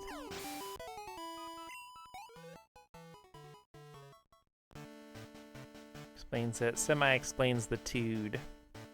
Oh, she's got the tood alright.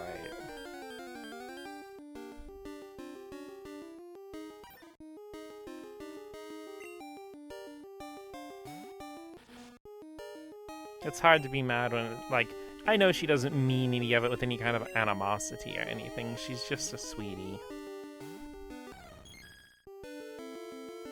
But granted, when she wants attention, she wants some attention.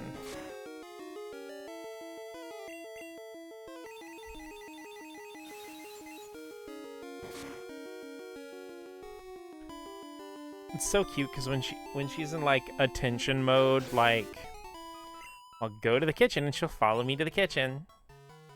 Then I'll go to the bathroom and she follows me to the bathroom.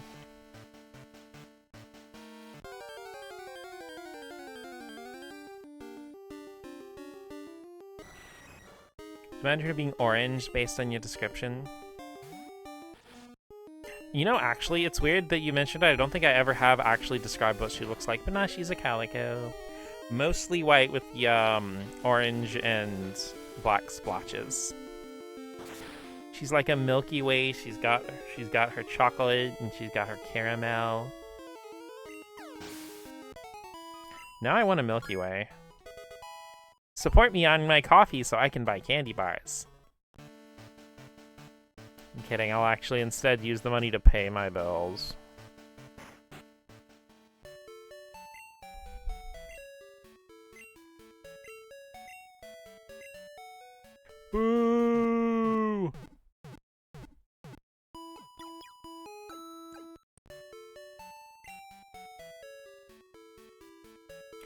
Know that feeling, yeah. It's like, I think that all of my living expenses should be subsidized by the government so I can focus on creating art. It doesn't have to be the government. Anyone can subsidize my living expenses if you want. I won't get mad. Oh yeah, one real quick thing before we finish up. Need to go grab Kurt's balls real quick. I almost forgot.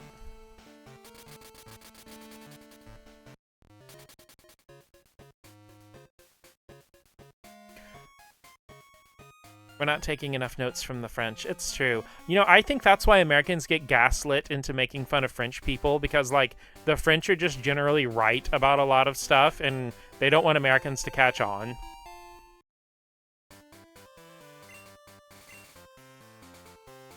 I, for one, am not participating in a France smear campaign. My first commission money went straight to my phone bill. I was actually going to do something like that with my first ever art commission money, but my mom refused to let me spend it on anything except something that was fun. She's like, you can use it to go buy a video game, buy yourself some... Oh, I was into Yu-Gi-Oh! At the time. She's like, go buy yourself some Yu-Gi-Oh! Cards, buy a video game, you know, go out and get pizza or something, but you better not spend that money on groceries or a bill. And I'm like, but I just... And Mom's like, no, no, no, no, no, no, no.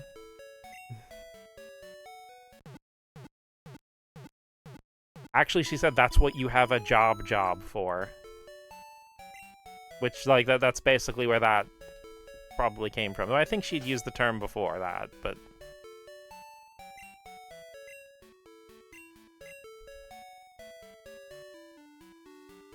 Okay, what flavor of apricorns do we want to apricorn today?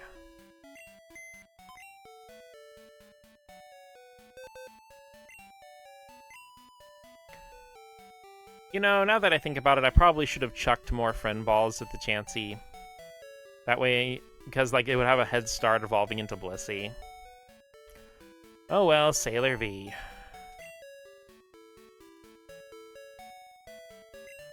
Yep, it was one of my mom's many... I don't even know what you'd call it. Turns of phrase. Like, it was very much a her thing. Because she'd always say, like... You know, you have your career and then you have your job. Your career is the thing you do because you're passionate about it. Your job's the thing you do because you have to live in a house.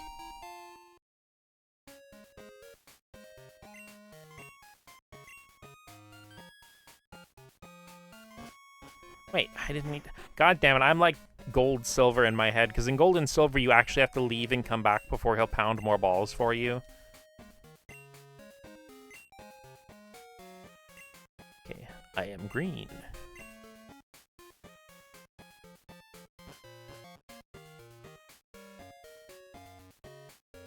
Okay. Oh. And another quick thing, let's go ahead. I don't think I got the berries over by Violet City. Let's grab those real quick and then we will call it a night.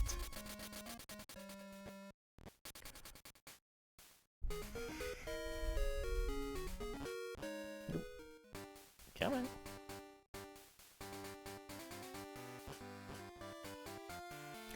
See, actually my intent most days is to start my stream around like 5 or 6. It just usually ends up being 7 because I usually get off work at 5 and then there's like transportation time to get home and stuff. Pounding more balls. Yeah, he has like the ball pounding table over there where he just like takes that hammer and whack.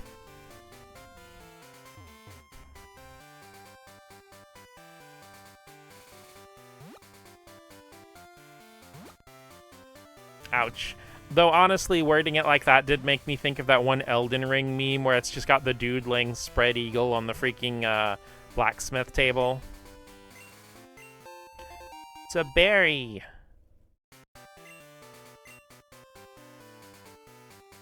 Barry, you were right. Take this to you, the master of unlocking.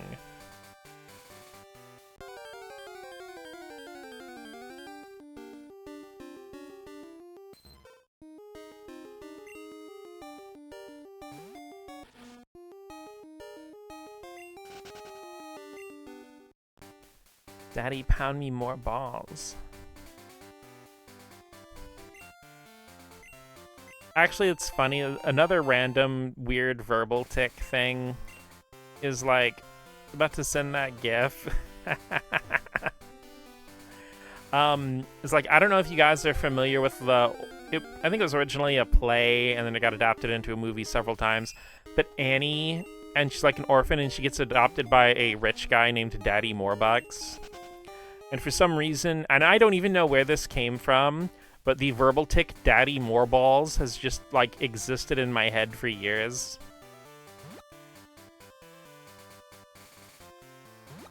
So that does definitely seem up Guru's alley.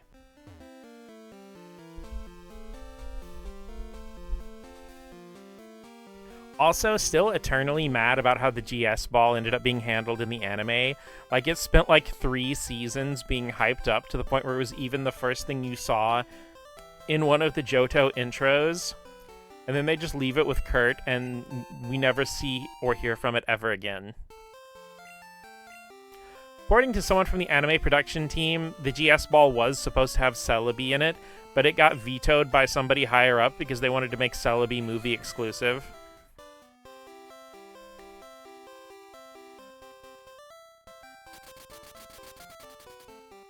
The GS stands for goodbye, sayonara. Apparently.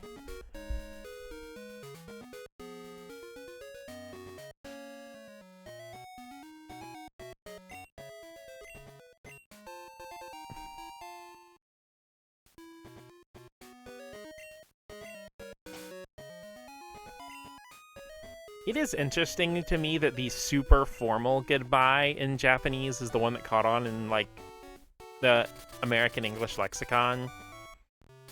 Because normally if you're hanging out with the homies, you just be like, Johnny.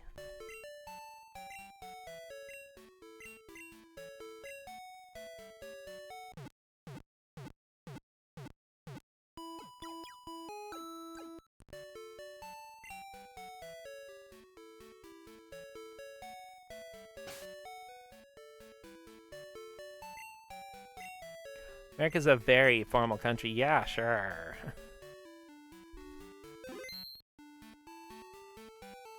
Yeah, I do believe I'm gonna call it a night. I am very hungry. And there's an adorable sleeping cat in my lap, so I don't know when I'll actually be able to get up and eat.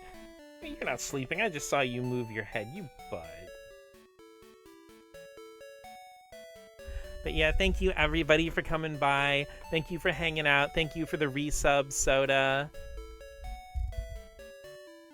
Later, everybody. Take it easy. Have a good day. Bye. Game over. Yeah.